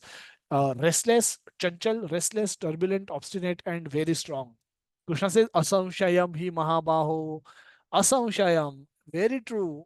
Krishna is not declining. Ki ye mind control is not a child's play. He says Asamshayam, but undoubtedly it is very difficult to curb the restless mind, but it is possible by suitable practice, that is practice of Krishna consciousness and detachment, developing detachment. Now in the 26th verse, Krishna says something very significant, that while describing the yoga process, he's saying, explaining Arjuna कि अच्छा ऐसे mind को concentrate करते हैं, नासिका के अग्र पे कॉन्सेंट्रेट करना चाहिए, ये करना चाहिए, वो करना चाहिए. And while telling all that ना, वो बहुत अच्छी चीज बता देते हैं. He said mind will go here and there, no, from wherever the mind wanders, due to its flickering and unsteady nature, one must certainly withdraw it and bring it back under the control of the self. Means बच्चा पढ़ाई नहीं करना चाहता, वो यहाँ जाना चाहेगा, वहां जाना चाहेगा, ये करना चाहेगा, वो करना चाहेगा, भूख लगेगी, सुसु आएगी, ये होगा, वो होगा, बेल जाके दरवाजे जाके खोलेगा, खिड़की में जाके देखेगा, फ्रेंड को फोन करेगा. So bacha will do all these tricks. Why? Because of its flickering and unsteady nature. But what mother will do?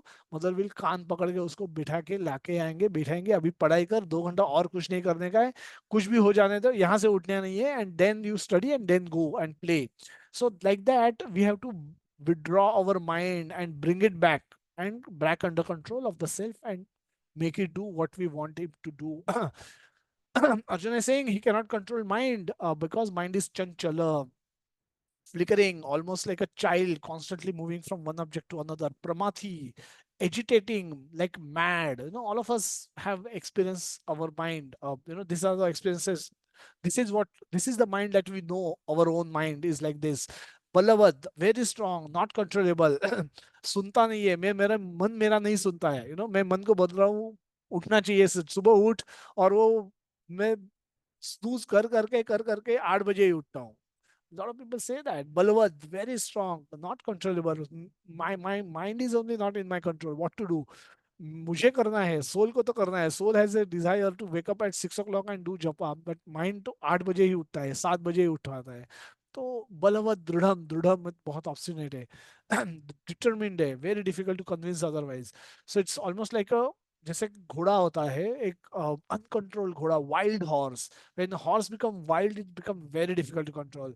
जैसे कि स्नोबॉल होता है, मतलब शुरू में बहुत छोटा होता है, that time you can control, but as it comes down the hill, snowballs become so big, it picks up so much pace and force, it can't be controlled. Prabhupada writes in the beautiful purport that intelligence is supposed to direct the mind, but the mind is so strong and so obstinate that it often overcomes even the one's own intelligence. As an Prabhupada give beautiful example, acute infection may surpass efficacy of a medicine. That medicine तो लेते हैं हम लोग, but when infection, acute infection, infection की मात्रा इतनी बढ़ जाती है कि तो मेडिसिन को भी सरपास कर देता है, और you remain sick for some time. Such a strong mind is supposed to be controlled by the practice of yoga, but such practice is never practical for a worldly person like Arjuna. And what can we say about modern man? So rhetorical question. It's not practice possible for Arjuna. It is impossible for us. One should not even try to be a yogi, Ashtanga yogi in the current age.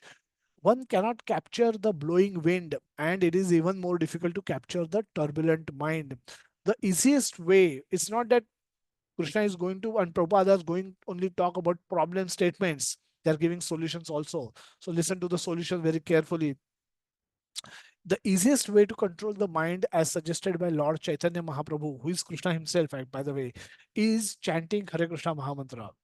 The mantra, the great mantra for the deliverance of all humanity. Can someone give an example very quickly, or we can skip this activity? You can give me that example later. Or I will give an example. We went to a shop. I had 3 watches. I'm fond of Swatch watches, Swiss brand of watches, and had 3 watches before. And when we were traveling to Dubai, we went, and I saw another beautiful watch, blue black dial, and one of my favorite brand, of course. And we were in Dubai. Everyone was shopping in Dubai. What people do in Dubai, they go and shop. And he said, "Kuch to kharidna hai mujhe." And then I ended up watching that watch, despite of having 3 watches in past. This is a classic example of me getting defeated by my intelligence, getting defeated by my mind. Not that the fourth watch is going to tell me a different time, but just gave up. My intelligence just gave up.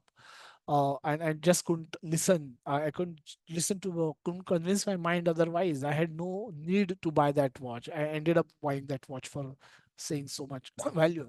So comparative chart, yahi samsparsha jab hoga. The 5.22 was where the one is seeking to enjoy using touching the sense object, external sense object, by establishing contact with those sense object I'm trying to enjoy. That is one way of enjoyment. Could be enjoying food, enjoying opposite sex, company of opposite sex, enjoying buying a dress, enjoying honor. Lust is not just lust for sex. Lust can also be for honor, respect. Lust for respect can also be very dangerous. So a lot of that the comparative chart is given. This is one type of material enjoyment, and the second type of enjoyment is by establishing contact with Krishna. Enjoyment is sought by establishing contact with Krishna by following the 9 processes of bhakti led by hearing and chanting, Shravanam, Kirtanam, Vishnu Smaranam, and other processes. Now, this is the chart. We can go through it later. Soul by nature desire for happiness. By nature, soul is designed such a way that it will desire for happiness. There's no chemical or mathematical formula for happiness. It is an experience that one has to get. And for that experience, soul is dependent on mind and senses. Due to past conditioning, whenever there's the mind always try to search for happiness in sense enjoyment, because this is what we have done in past.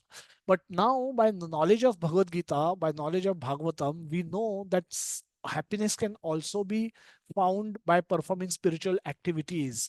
So spiritual happiness is superior in quality, unlimited in quantity. Anandam ambudhi vardhanam pratipadam. Mahaprabhu says that ambudhi means ocean.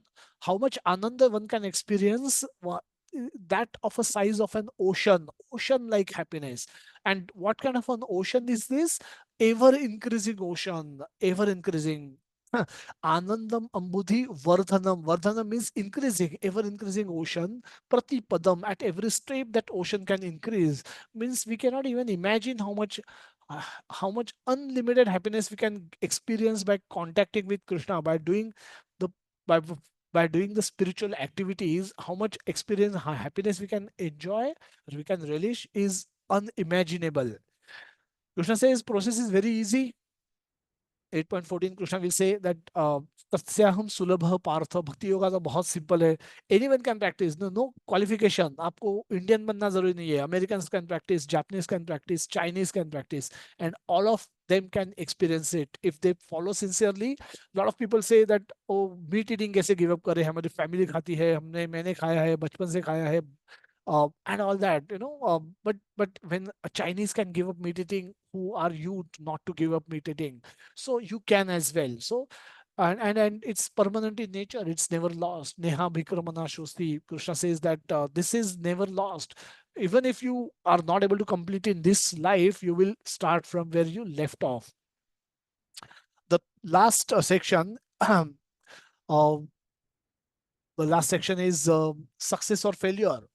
Success or failure. Quickly took a look at story of Bharat Maharaj, who was a king. Bharatvarsha renounces kingdom, goes to forest, but get attached to a deer and leaves his body remembering a deer. Gets deer's body in the next life, retains his remembrance because of advanced bhakti, and gets another give up deer's body and become Jada Bharat. Jada Bharat is saved by Kali. He instructs Rahuguna, remember Krishna, go back to Krishna. That is the story appears in Srimad Bhagavatam of Bharat Maharaj. So here he get attached to the deer. Now this is often a question that is asked, that difference between attachment and affection. Should Shastra often advises us not to get attached, but Shastra doesn't say that you shouldn't be affectionate. We need to experience rasa. Rasa is a nectar in the relationships that we have. So affection is a rasa, is a nectar that a soul is thirsty for rasa and emotions that we experience when we deal with people, loving people around us. So affection is, of course, this should be there, but attachment should be there. And what is the difference between the two? That's what we'll quickly take a look at before moving on. So one should be committed to perform duties with affection and care without getting attached. Now here Bharat Maharaj rescued this child deer, baby deer, but he didn't left him. He got attached to it so much so that he stopped doing his japa, searching for, and just to go for searching for deer. So deer practically become an obstacle or a impediment in his performing spiritual activity, for which he had left the palace, he'd left his queens, he'd left his children, he'd left his all the material opulence, and came to the forest searching for Krishna. And now this deer is becoming an obstacle in his search for Krishna. So he got attached to the deer. So he did his duty, saving deer from the clutches of death. That was his duty, which he did, which he should have done. But later he got attached to it. Just like example is given of Dhritarashtra and Duryodhana. Dhritarashtra as a father was attached to Duryodhana. Now, he should have been affectionate to Duryodhana, but affection has both ways. When the things are not right, one should chastise also, and that is also an affection, expression of affection only. The chastisement also is an expression of affection, just not being goody goody with your children. And as a father, uh, s- you're supposed to deal with your children according to the time place circumstance. When they do wrong, you should chastise them. When they do right, you should appreciate them. That is what affectionate father will do. Attached father will, however, will only appreciate your children, thinking that if I chastise him, he will go away.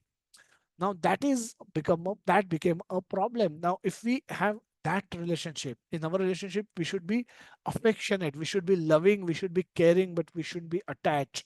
Now this is the thin line of distinction that we need to maintain, that separates the two. Attachment to deer became spiritual suicide for Bharat Maharaj. And anyone who neglects sadhana will certainly fall. Prabhupada writes a beautiful purport. Anyone who neglects sadhana, hearing and chanting, will certainly fall. So that's why we emphasize so much that wake up early morning, do sadhana, do sadhana. Transmigration of a soul. The soul traveled from one body to another. So this is an example of Bharat Maharaj traveling into a deer's body because he remembered deer at the moment of death, and he gave up deer's body thinking of Krishna, but he couldn't go to Krishna in the deer's body, so he got given the body of a Brahmana. So, uh, so this is consciousness at the time of death is crucial. We'll discuss that in the eighth chapter. In today's world, also we see many such scientifically proven cases of reincarnation. So it's not we've discussed that in detail while discussing second chapter. Destination of unsuccessful yogi. Now Bharat Maharaj could remember his past life because of his spiritual advancement. As a deer also, he remained an association of devotee. As Jada Bharat also, he remembered past life. He went back to Krishna. He didn't got entangled in the material affairs in his life as a Jada Bharat. But Arjuna is asking that what is the destination of yogi? Now we may not have be that much advanced as Bharat Maharaj was. So Arjuna is asking this question, and Krishna is saying that one who a son of Pratha, a transcendentalist engaged in auspicious activities does not meet with destruction either in this world or in the spiritual world. One who does good, my friend, is never overcome by evil. The unsuccessful yogi, after many births, many years of enjoyments in the planets of the previous pious living entities, is born into a family of righteous people or into a family of rich aristocracy. Uh, or if unsuccessful yogi, after long practice of yoga, he takes his birth in a family of transcendentalists who are surely great in wisdom. Certainly such a birth is rare in this world. 6.42. I will look at the brief purport of this verse that Prabhupada give reference. On taking such a birth, he revived his divine consciousness of previous life, and he again tries to make further progress in order to achieve complete success, O son of Kuru. Complete success is achieved when you go back to Krishna, ending the cycle of birth, repeated birth. Prabhupada write in the purport of 6.42 that fortunately both our spiritual master Om Vishnupad Sri Srimad Bhakti Siddhanta Saraswati Goswami Maharaj and our humble self, like Prabhupada is referring to him. This is Prabhupada, Srila Prabhupada accepting Diksha from his Guru Maharaj Bhakti Siddhanta Saraswati Thakura. So he said both he and his Guru Maharaj had the opportunity to take birth in such families, such Vaishnava families, exalted Vaishnava families by the grace of the Lord. And both of us were trained in the devotional service of the Lord from the very beginning of our lives.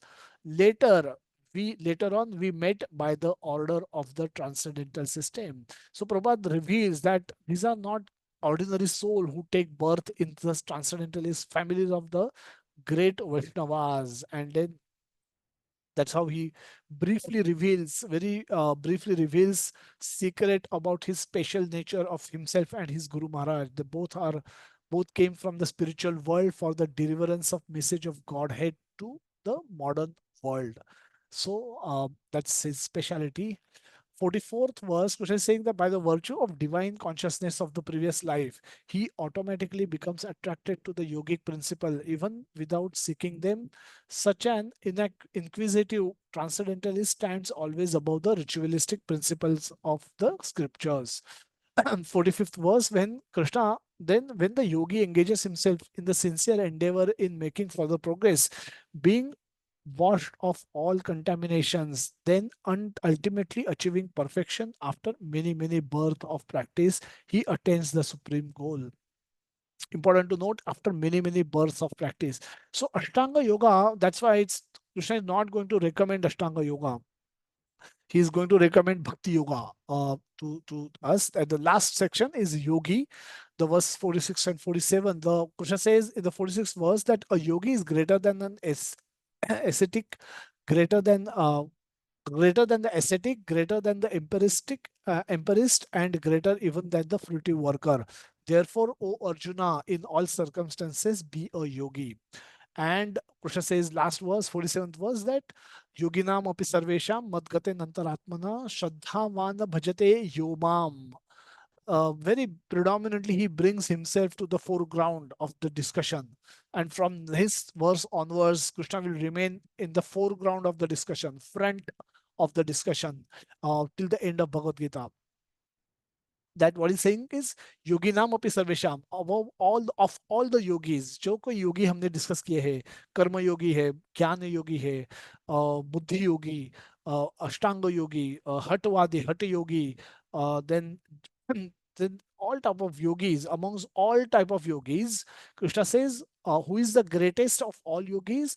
With the one who is one with great faith, who always abides in me, think of me within himself and render transcendental loving service to me. He is the most intimately united with me in yoga and is the highest of all.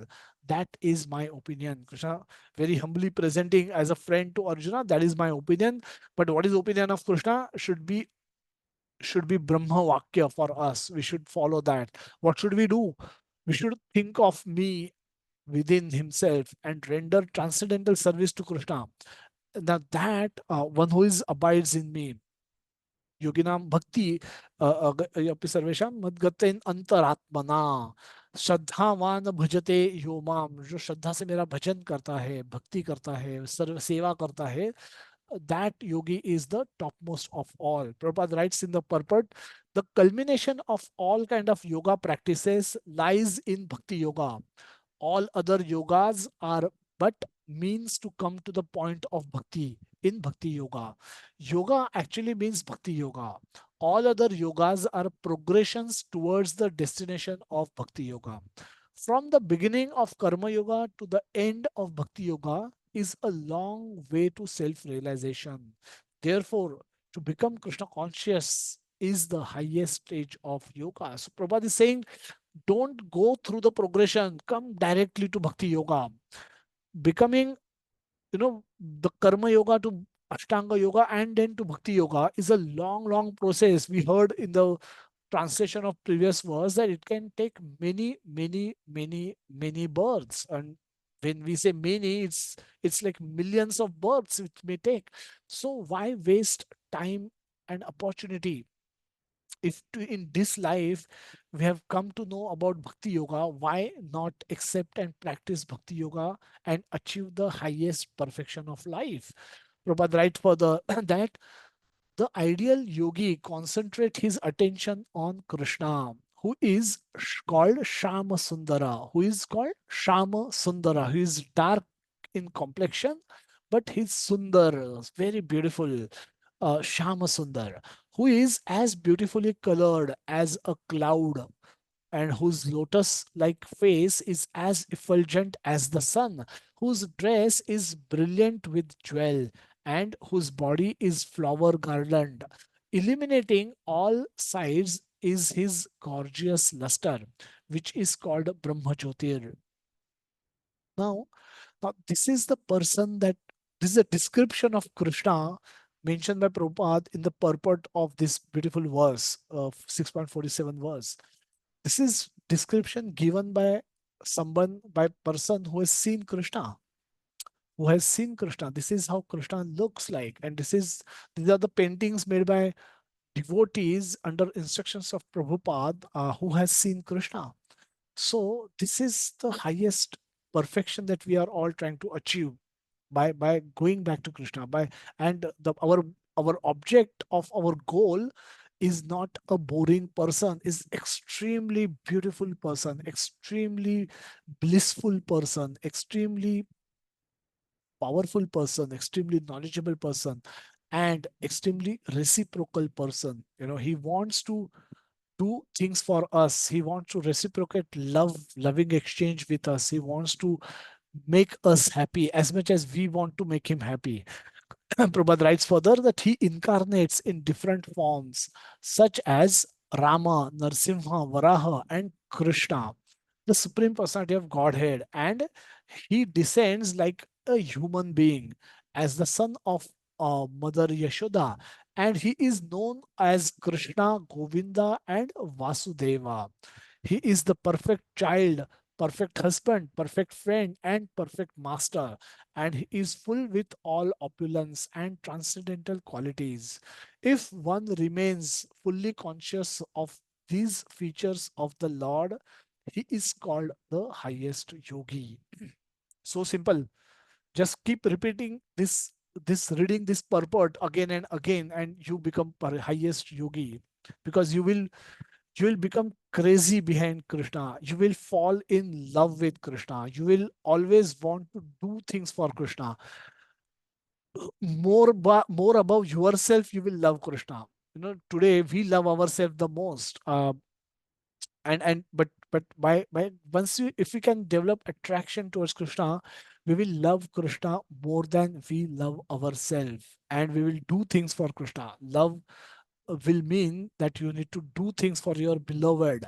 So love is not passive, love is active. Love has to translate into actions. So when you fall in love with someone, you want to do something for that, or for your beloved person. Similarly, when we fall in love with Krishna, who is so beautiful, um, and so blissful, we will want to do things for Krishna. We'll want to serve Krishna. We want to love and serve Krishna. So Prabhupada writes that devotees of the devotees of Lord are the highest among all yogis because they possess Atma Gyan. They know that they are not this body. One who function in the material world, they function at a bodily level. They think they are bodies, they are their bodies, and they have not overcome the concept of their body yet.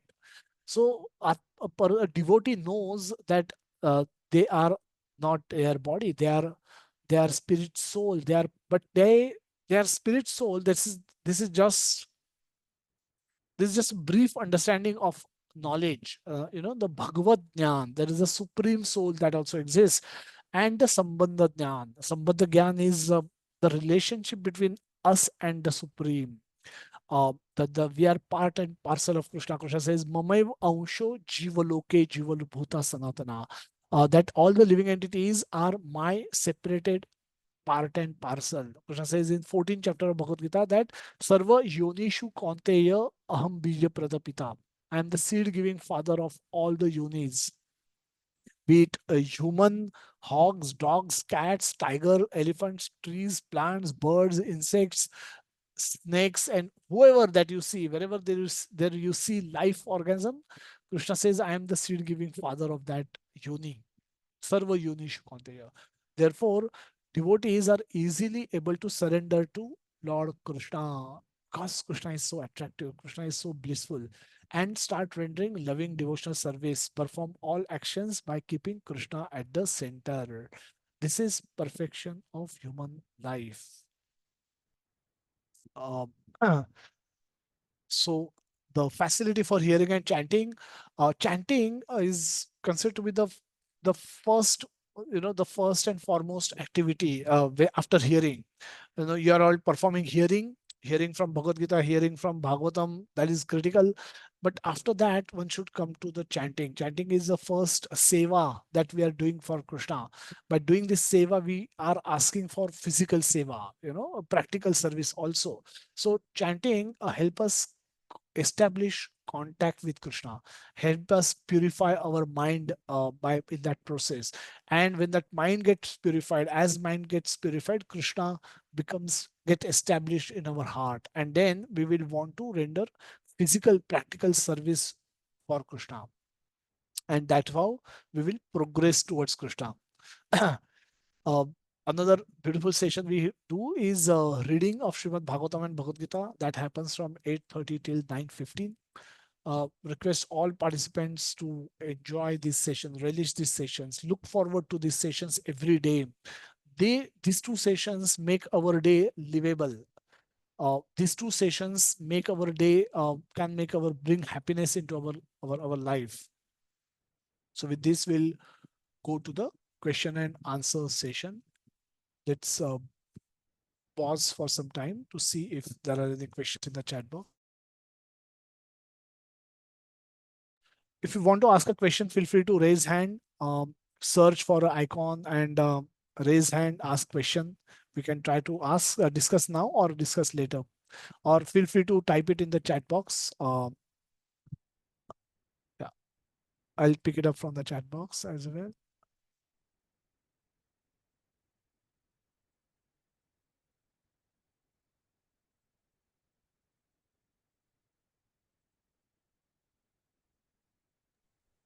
Prabhuji, can I ask a question? Yes, Madhuri, go ahead. I wanted to ask that as it is said that desires are the fuel for impurity of the heart, and if we desire more and more bhakti, more and more chanting, or more and more reading of scriptures, uh, then how it will connect to this context? Sorry, what is it? Can you repeat the question? What you said in the beginning? I said that as desires are the fuel for impurities into our mind, they impure our mind, right? So what about more and more desires for more and more bhakti? So desires are makes our mind impure. So how will it become pure then? Because mind will never stop desiring. Is that a question? Yes, it is not Okay. stop desiring. So When we desire for even for bhakti, it can. voice is weak. So I'll give you a generic answer. For example, we say we do not have to desire uh, for material sense gratification. You know what we said is we should not be desiring for material sense gratification, but we can have spiritual desires. But we simultaneously said that we should stop desiring for material sense gratification, but we cannot become desire free also, which means there will continue to be some desires in our heart. So those desires can be spiritual desires. So Prabhupada had a was given a instruction. So Prabhupada had desire to open temples and initiate devotees and spread Krishna consciousness all over the world. Now it's a glorious desire to have, and he worked all his life towards this mission single-mindedly. So he printed books, published books, distributed books, opened temples, established deities, established the practice, established initiated devotees, made them brahmanas from whoever they were in the past. Irrespective of that, he had desire to spread, glorify Krishna, and speak about glorification of Krishna all over the world. And he did that. He could do that. So we will not every desire, we cannot become desireless, and not every desire we have to reject. We have to reject the desires for spiritual, for material sense gratification, and parallelly cultivate desires for loving and serving Krishna. So that will that is the inverse, the purification process that we want to uh, come to. So does that mean that we need to be conscious about what we are desiring? The Of desires will course, not go away, but we cannot will become cannot go conscious away. towards that. Yes, we will become conscious, and we will, if a wrong desire come to our heart, we will reject it.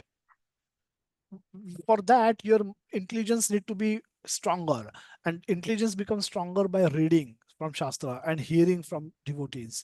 So in strong intelligence can reject, negate a wrong desire. A wrong desire may also pop up, just like Prabhupada gave example, used to give example of a peaceful lake may suddenly bubble aa jata hai.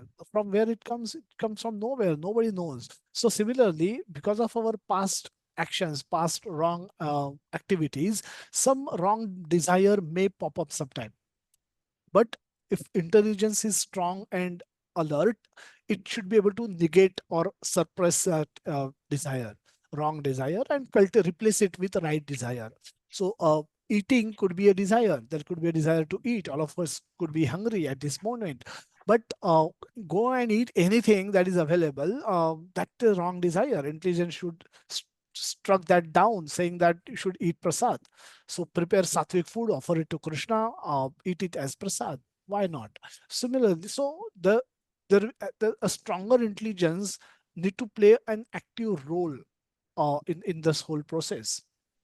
And intelligence becomes stronger by knowledge, and knowledge comes from hearing and reading. Okay. So Okay, that will give us the indications or the parameters on which we should decide that we consciously should distinguish. be Yes, aware of and distinguish distinguish whether this desire is right or wrong. towards the, yeah, right or wrong. Yeah. Yeah, simple. Okay. Yes. Thank So you, Prabhuji. distinction is critical. We can't take everything that comes from within is a voice of my soul. That's wrong. It could be voice of your mind. It could be voice of your past indulgence, past colorful activity. So Yeah. all are inside. So Hmm. what comes from inside within does not necessarily is a voice of souls. Voice of soul can also come from within, but we have to distinguish. If it is in line with the shastra, accept it. If it is not in line with shastra, reject it. Okay. Sure, Prabhuji. Yeah. Thank you. Thank you so much. Yes, Devshi or Radha Mataji, you have a hand raised. Yes, Prabhuji, I had a doubt that how can we know that we overcome the desires and we are like on the right path of our bhakti? Hare Krishna. Hare Krishna. Thank you so much. So, how can we know that we are on the right path? And so, we should be. Uh, so, if you follow this, if you get a inspiration to follow four regulative principles, when you follow four regulative principles and you develop desire to love and serve Krishna, that is an indication that we are on the right path. Okay, and anything other than this will be an indication that we are tripping somewhere. We want to enjoy ourselves. When we get a desire to enjoy ourselves, and without, by eliminating Krishna from the process, that is an indication that we are stepping outside the process of bhakti. Okay, Prabhuji, Hare Krishna. Hare Krishna. Thank you so much for a wonderful question.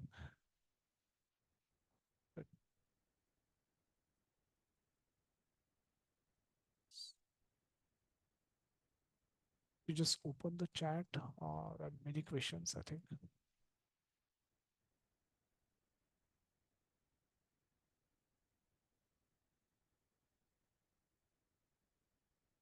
Sorry.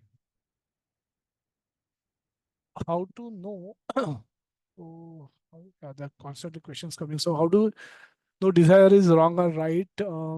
Desire is wrong and right is to be decided.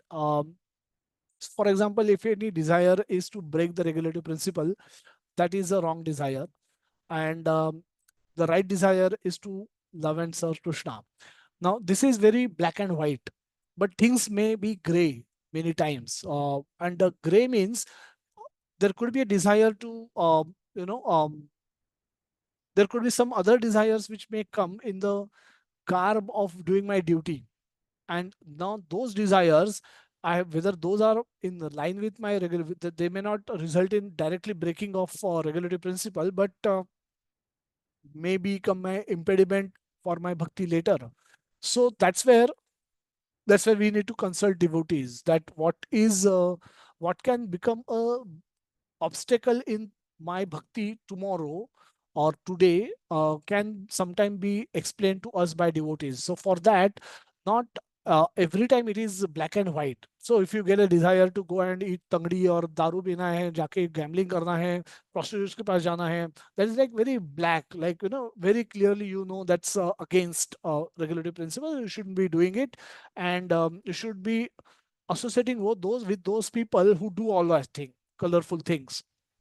So that's very in a black way. No, कि ये completely black है, नहीं करना है.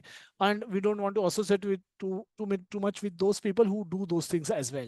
Similarly, pure bhakti is also a white. We may not be at that stage yet, so we may be somewhere in between, and that's where the devotee consultation becomes very critical. That with the help of devotees, we can understand ki sometimes it is gray. So gray is something that needs to be discussed and talked about, so that we don't end up doing wrong things. That's why we've been asking all of you to share your contact details and be more active in, take more initiative in talking to devotees, because it's an online session. There's no face-to-face interaction that happens at the end of the class, which is very prominent, which is actually, so the growth in bhakti happens through those interactions, not otherwise. Just by hearing Bhagavad Gita, there could be YouTube channel, there could be hundreds of things, but the personal consultation, the personal customization of instruction happens only when we discuss with devotees. And for that, we should be open, we should be voluntarily asking questions to devotees on one-to-one conversations, and that's how we can progress. Otherwise, it's very difficult. Praji, you said that the we are not the doer, so all our desires and sanctioned by Krishna. It means sinful desires also are sanctioned by Krishna. If the activities is sanctioned by Krishna, why don't he stop human from doing sinful activities like meat eating and gambling? How can Krishna stop? Can government stop somebody from breaking red signal? Oh, it's like that. I have, as a government, I have published a rule that if you break signal, you will be fined 500. You know, there will be a fine for you to 500. Now it's a published, well-known rule. Uh, Now I have to drive from the left-hand side of the road, not from the right-hand side of the road. It's a published rule. Everybody should know it. Everybody should be aware of it. And so, can I force people to follow it? I may not. I may put a I will what I will do is I will put a rule that if somebody jumps a signal, if they drive when the signal is red, they will be fined 500 rupees. But if somebody is ready to pay 500 rupees, can government really stop him? No, he will break the signal, he will get caught, he will pay 500 rupees, he will go to the next signal, he will again break that signal, again pay 500. Now, sometimes if the soul is foolish, but soul still has some piety, so still have some piety or some sukruti, some past karma, good fruit from some past karma is right now available. Now, looking at that, Krishna may actually sanction a bad desire also, because then Krishna will say that this fellow is very stupid. The Krishna has given knowledge. Krishna is also punishing people. In our current life itself, we experience a lot of punishment. Um, and a lot of miseries we experience in the current life is nothing but uh, uh, uh, or nothing but the result of those punishments that we get from Krishna. so so despite of that, if one is failed to learn the lesson, right lesson, and still want to do the wrong things, but if he has some currency left, karmic currency left to do those wrong things, Krishna allow that as well. That's why sometimes the souls are able to do heinous actions as well, or wrong actions as well. Eventually they get their results also.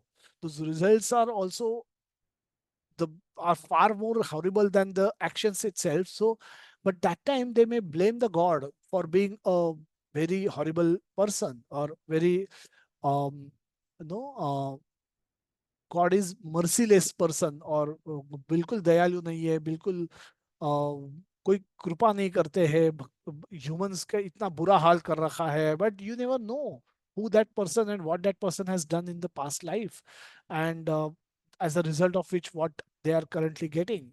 So if one is refusing to learn, God may still not intervene. The God has given us free will, and as a free will we may end up doing wrong things as well, utilizing misusing our free will. But again, God is not responsible for our misuse. So he will give us punishment that will be greater than the what wrong action that we would have done. So that is how we understand. So example of grey desires, uh, going for office party. I could be I'm forced to go. Should we go? Or associating with worldly people in my office, nobody is studying Bhagavad Gita. Or my college group, there are many gray examples of this. Now these are all gray. We can't stop it, we can't just cut off from the world, but we can't indulge in what they do also. So where is the boundary? Those are the examples there. We need to discuss with the devotees, where should I draw a line, because I will end up spending my time with my worldly associate as well. My family members could be worldly people. My family members itself could be cooking some, kill some animal, bring it and cook it, and must be enjoying it in outside room where I could be sitting. Now I could be associating with them, I'm forced to associate with them. What would I do? Now this is where the consultation with devotees will help us draw a line, and that's how we progress. Despite of all the difficult situations also we can progress. So that for that consultation it can be helpful. So many times we desire to help someone, but unknowingly sometimes it turns out that's somewhat harmful for them. In that case, what to consider it as a glorious desire or a wrong desire? Unknowingly, it turns out that's somewhat harmful for them. So we may, by our good heart, we may want to help someone, but in at the end, it may not result in help. It may actually end up hurting them. Is probably what that question means. Yes, exactly. Yeah. So basically, when you're trying to help someone, for example, if you're asking somebody to attend a, a class, a Bhagavad Gita class, if that person is not willing, and he may no not be a good example. Can you give an example of when you're trying to help someone, but it end up hurting him? Supposingly we had a good intention and we wanted to, help out somebody financially, but they has their own perception in Oh, their very mind and nice. they Yeah. You give can financial be example. assistance and they go Yeah, it and can be gamble. example. So they No, go no, and not maybe they can gamble or they might have a different mindset that they are self-reliant and they don't want help of that okay, and kind. they refuse to take help, and that spoils the Yeah, relationship. Is that yeah. Or okay? maybe they develop some other viewpoint for us on that based on that situation.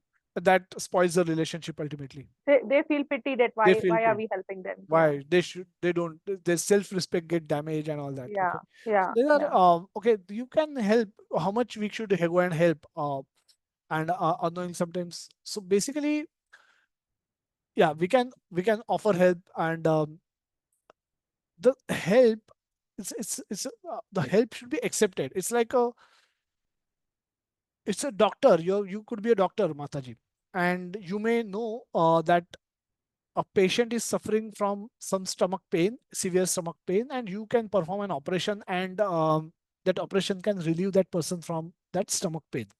You are a surgeon or qualified doctor. The person is not willing to come and surrender to you. But for that to happen, for a No, surgery, or maybe he came and surrendered also, but the operation didn't went well. that can happen Depending anytime. on Yeah. depending on That his can happen other health anytime. Yeah. conditions. Yeah, No, yeah. that can happen anytime. That you may try your best and still the result may not be as you may expect. That can Expected. happen anytime. That's just karmic for yourself as well as him. All you need to do, as you need to just like I said, sometimes doctor cure a patient, sometimes doctor end up killing a patient, but he is neither curing nor killing. He is just trying his best. Sometimes if it is destined for that person to, if there is a sanction by Krishna, he will get cured. If there is no sanction of Krishna, he may not get cured. So But what that has to be considered as a good act of ours or good desire it's, to yeah, as long support or as help. you're doing your duty, Yeah. that's good. Okay. You're, if it is part of your The prescribed intention should duty, not then be to hurt or that's make them that's self correct. pity. The intention should be good. Intention should be good. Yes, Okay. there's a beautiful Okay. story of Rupa Goswami. And Rupa Goswami was in one of the Goswamis in Vrindavan. He propagated, wrote a lot of literature about Krishna consciousness. And we also study a lot of books of Rupa Goswami, like Nectar of Devotion, Nectar of Instruction. So he was once meditating on Krishna. He was in Vrindavan meditating on Krishna, and he was remembering, he was seeing a pastime. So, meditation, the samadhi has three stages. One can see events in the spiritual world, one can experience event, physically, one can experience event, and one can actually get transported to the physical world. So, spiritual world. So, we didn't spoke about all that, but Rupa Goswami was seeing Krishna and Radharani in the forest, and Radharani wanted a flower, so Krishna lifted her from and raised her up, and she held on to a branch of a tree, and then Krishna left her, and then she was hanging on the branch, and she started shouting for help. And Krishna, seeing her condition, Krishna started laughing, and seeing there's mischievous nature. Even Rupa Goswami, he was seeing this vision, um, sitting in Vrindavan, he started laughing. At that same time, there was a Brahmana, a lame Brahmana was walking in front of Rupa Goswami, and he was lame, his leg was hurt, so he was walking in a very different way. And he thought, seeing him walk in this awkward way, Rupa Goswami is laughing, looking at him. Now, Rupa Goswami was not even looking at him. He was seeing the spiritual visions of spiritual world, and he was smiling, he was laughing, smiling at the mischievous nature of Krishna. But his samadhi broke the moment it happened. It was, Vaishnava aparad, because he was a Vaishnava. Then Rupa Goswami consulted Sanatan Goswami, and they found this Brahmana. They went and begged for forgiveness, and then the matter was clarified. So at times that can happen, that unknowingly we may hurt someone, and if we at all think that has happened, we should we should explain our situation, and we should not feel we should be open enough to offer apologies if that needs to be the case. Okay. Okay, Mataji? Thank you, Mapa. Thank you, Prabhuji. Thank you so much. How does Dhyana Yoga, as discussed in chapter 6, compares to other forms of yoga mentioned in Bhagavad Gita, such as Karma Yoga, Bhakti Yoga? So, Dhyana Yoga, so it is considered to be the progression. Now, Karma Yoga, we discussed that from the animal stage, where we only work for sense gratification, to realize that the existence of God and dependence on the nature, at least for our to get what we get, is a progression. So that stage we become respectful for at least demigods or the supreme lord. We understand nature provide us with sense, so we become respectful of nature.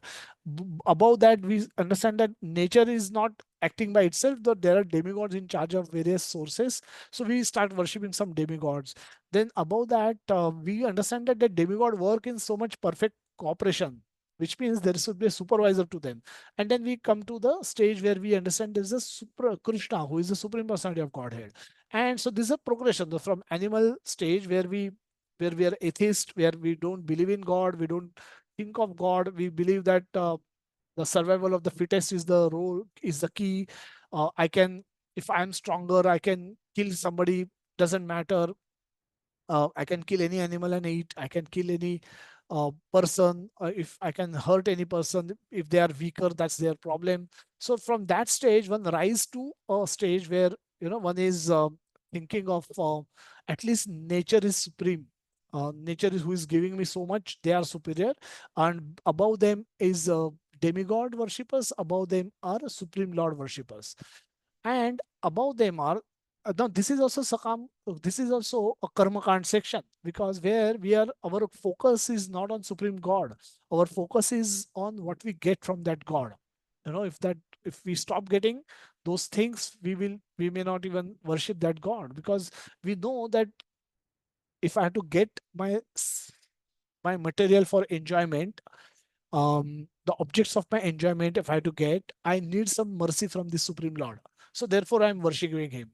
So this progression may happen to us, and but there is no desire to love and serve that supreme lord. Now that comes at a much later stage, when we understand that that supreme lord is also lovingly giving us so much things, so many things, so we should reciprocate our love with him. So we start offering our results to him. So that is sakam karma yoga. So this is sakam karma yoga to nishkam karma yoga and to kevala bhakti.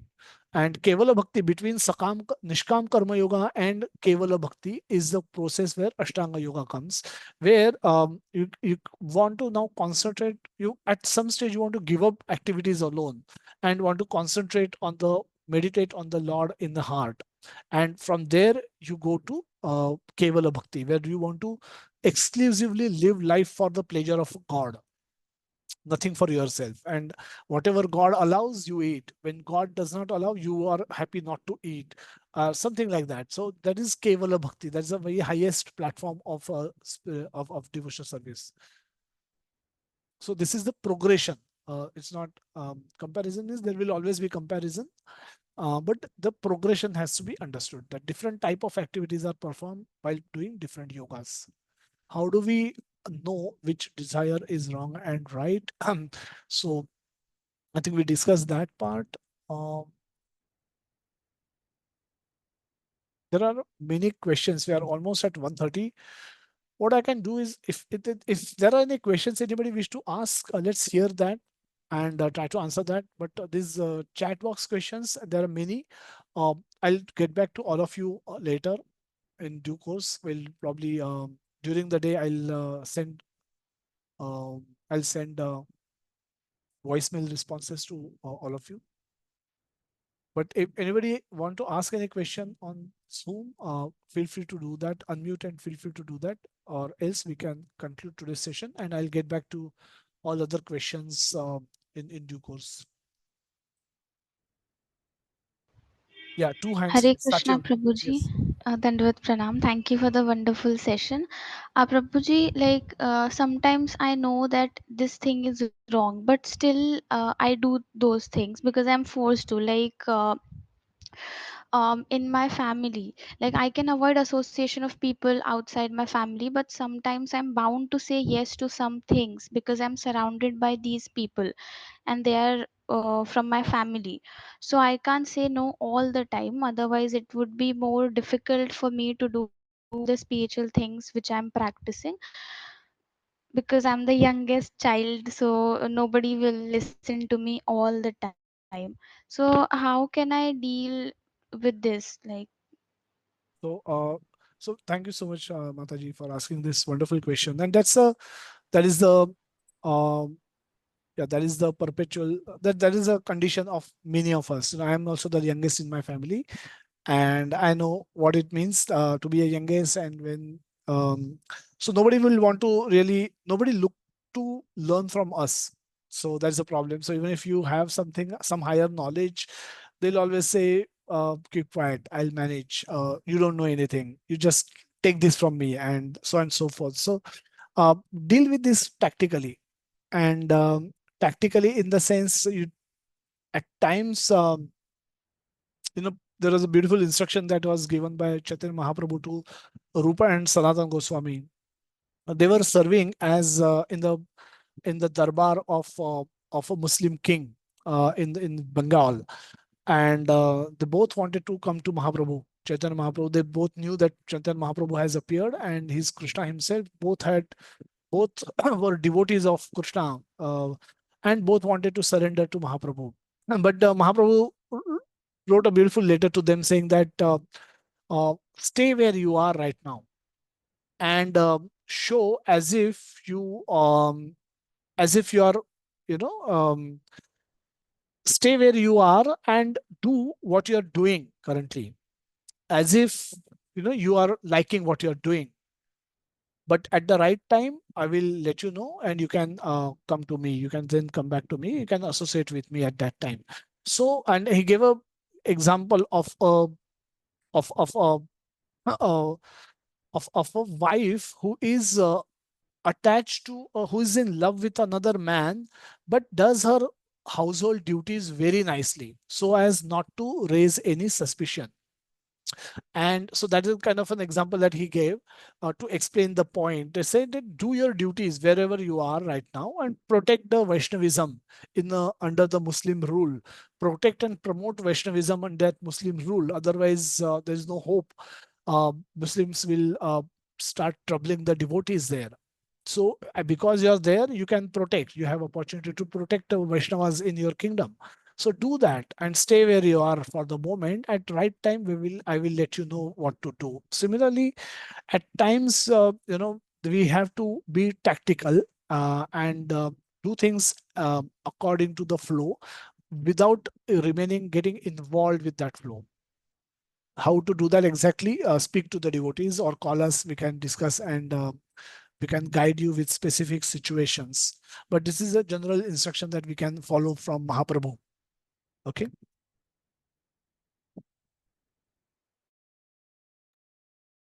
Sachi Mataji, is that fine?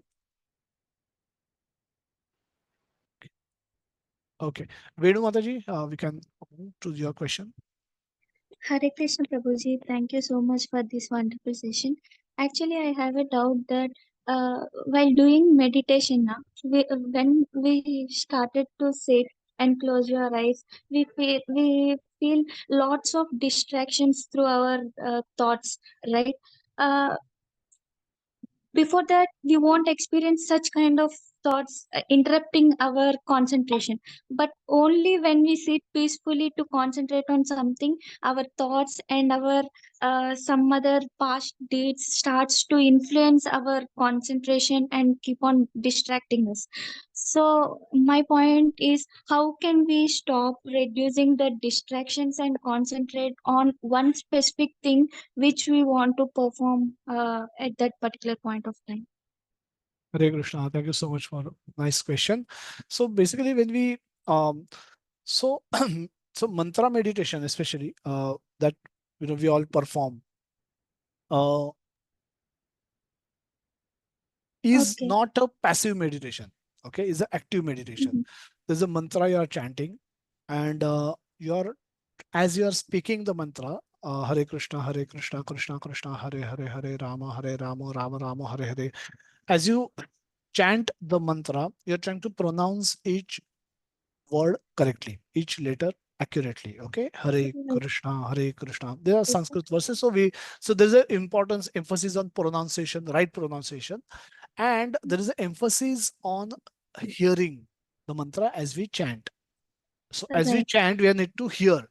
Now, as if you remember the zone out example that we gave, that sometimes our Mm. ears are open, we don't hear in a meeting. If you suddenly remember that something happening in the home, then even though the meeting is the class is going on, the ears are open, but the words are falling on the ears, but you are not able to listen. Why? Because your mind is busy. Mind is playing a video of something else, and soul is busy watching that video.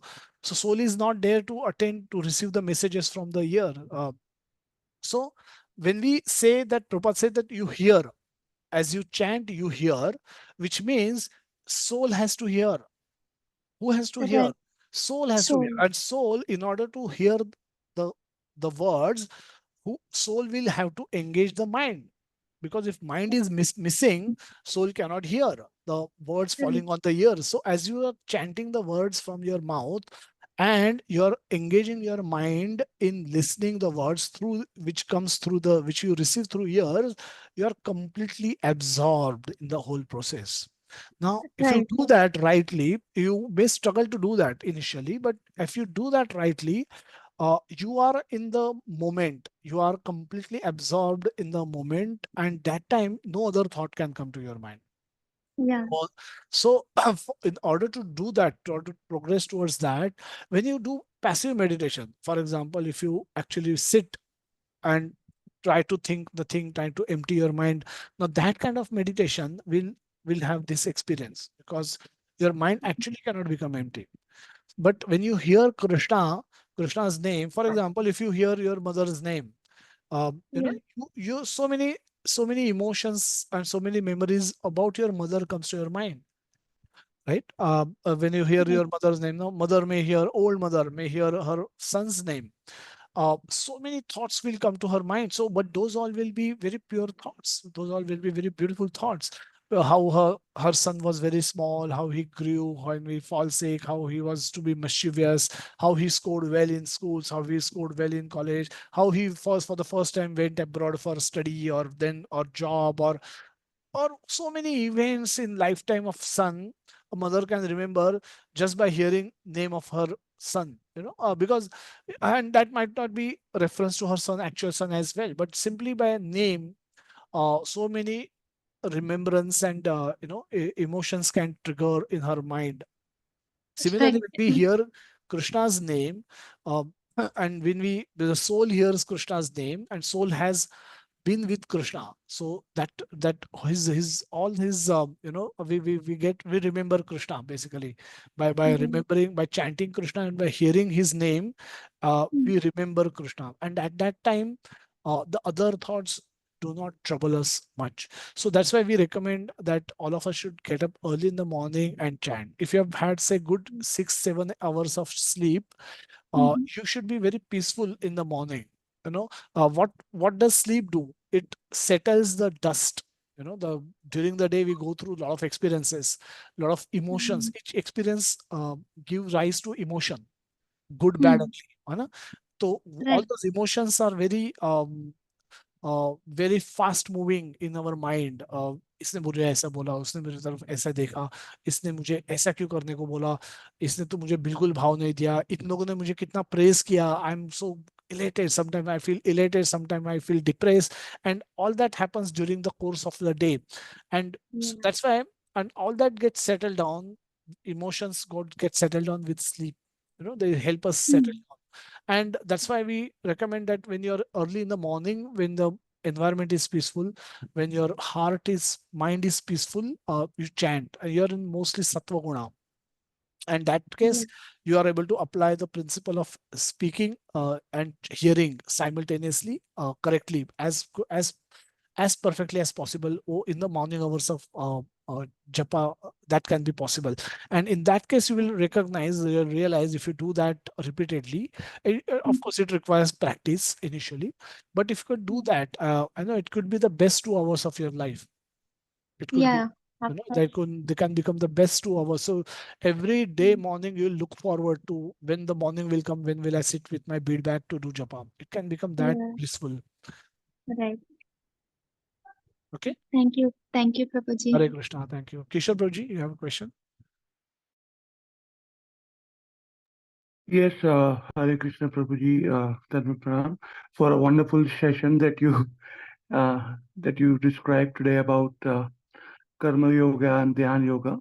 And I particularly want to know, while I was reading Bhagavad Gita, actually, Prabhuji, um, as I've read about the Karma Yoga, which is actually about performing actions as means of self-purification and spiritual growth. But sometimes when I will talk about myself, when I am performing duties, when it comes to responsibilities of my family and obviously in professional life also, um, the expectation increases everywhere, whether it's my personal or professional life. The only motive which I believe, for me is achieving goal and keep everyone satisfied and happy. But then, as per Karma Yoga in Bhagavad Gita, performing actions which is self purification and spiritual growth, how we grow in that. Like, I mean, I get like I get confused with these things. So, as long as you, so the basically, uh, when you say you work for the satisfaction of people, you're working for the result, Yes, but results are never in your control. That's the true, first thing we learn in Bhagavad Gita, that result depend on the sanction. So correct. you're not the only doer is the first lesson, first important lesson of Bhagavad Gita that we all learn after the existence of, after the spiritual nature, after the Yes, learning that we are soul. This is the second most important lesson that we learn in Bhagavad Gita 2.47.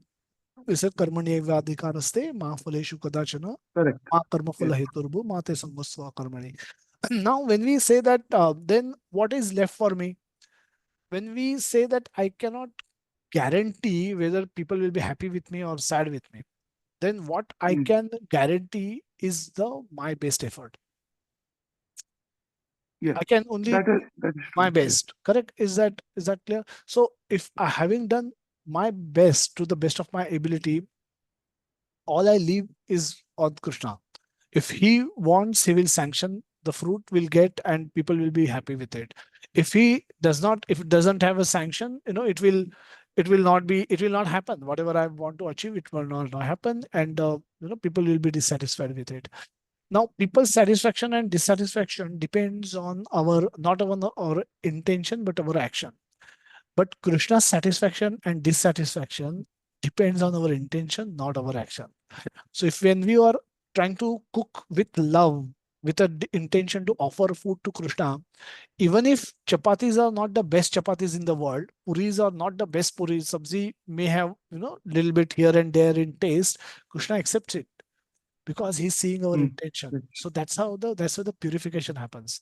But the world judges with our actions. The puri का quality कितना है, रोटी बराबर से सेका है yeah, कि नहीं, सब्जी में पनीर कम है, और यही नहीं है वो नहीं है. People, that is the nature of the world, that therefore it is futile to, beyond a point it is futile to hope to satisfy the world also.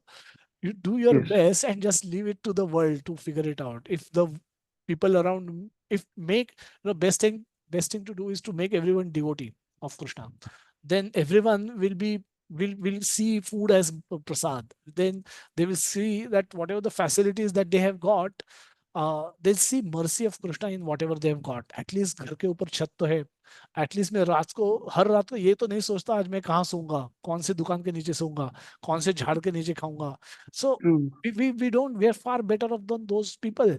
So Yes, I will see gratitude. I see things for which I will feel gratitude in my life. yes, And when that happens, I will see everything as mercy of Krishna.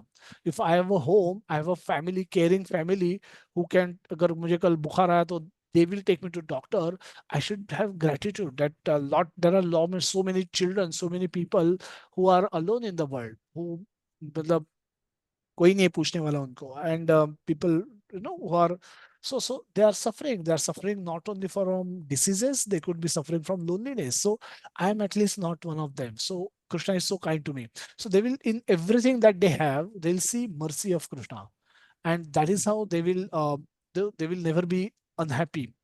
But that is the state of devotees. But if they are not devotees, they will be unhappy, because they will judge us by our actions, not our intentions, and you can't do much about it. So they'll be like this. Try your best and do everything with affection and care. Like we discussed the example of Dhritarashtra and Duryodhana, where Dhritarashtra was not only affectionate, he was attached. You don't get attached to satisfy, hell bent to satisfy people around you. At times they will not, and it's not your fault. So don't punish yourself for what is not wrong on your part. So do your best, and do it with love and care, and that's it. Become a little bit detached also, because their happiness is not it's not in your control. If they are devotee of Lord Krishna, they will be happy in any circumstances. If they are non-devotees, they can be unhappy in any circumstances. No matter how much you give, they can still find something to make them unhappy. So it's a personal consciousness, and you can't do much about it. Okay. Yes, Prabhuji. Yes. Thank you. Yeah. Thank you so much. Thank you. Dhanwad Pranam. Dharat Pranam, Prabhuji. So there are no more questions. We can close today's session, and I'll respond to the questions in the chat box individually. Thank you so much for joining. And next Sunday we'll come back with another session on chapter 7. Now the core Bhagavad Gita begins from chapter 7 to chapter 12. So very beautiful chapters, very beautiful verses in those chapters. So hope you all can relish as much as I'm relishing speaking, glorifying Krishna. So hope we all can do that together. From the rest of the session, we can complete the Bhagavad Gita in 18 sessions accordingly. Thank you so much for joining. We'll conclude today's session. Srila Prabhupada ki jai. Jagannath Baldev Subhadra Mai ki jai. Srila Prabhupada ki jai. Nitai Gaur Premanandi. Hari Bol, Hari Bol, Hari Hari Bol. Hare Krishna. Hare Krishna, Hare Krishna Prabhuji. Prabhuji. Dandavat Dhanwad Pranam. Thank you. Pranam. Prabhuji, Dandavat Pranam. Hare Krishna Hare Krishna, Prabhuji, Prabhuji, Dandavat Dandavat Pranam. Pranam. Thank you so much, Hare Prabhuji, Krishna. Dandavat Pranam. Dandavat Pranam. Hare Krishna Prabhuji, Dandavat Pranam Prabhuji. Hare Krishna Prabhuji, Dandavat Pranam. Thank Hare you. Krishna, Hari Bol. Prabhu, Hare Krishna.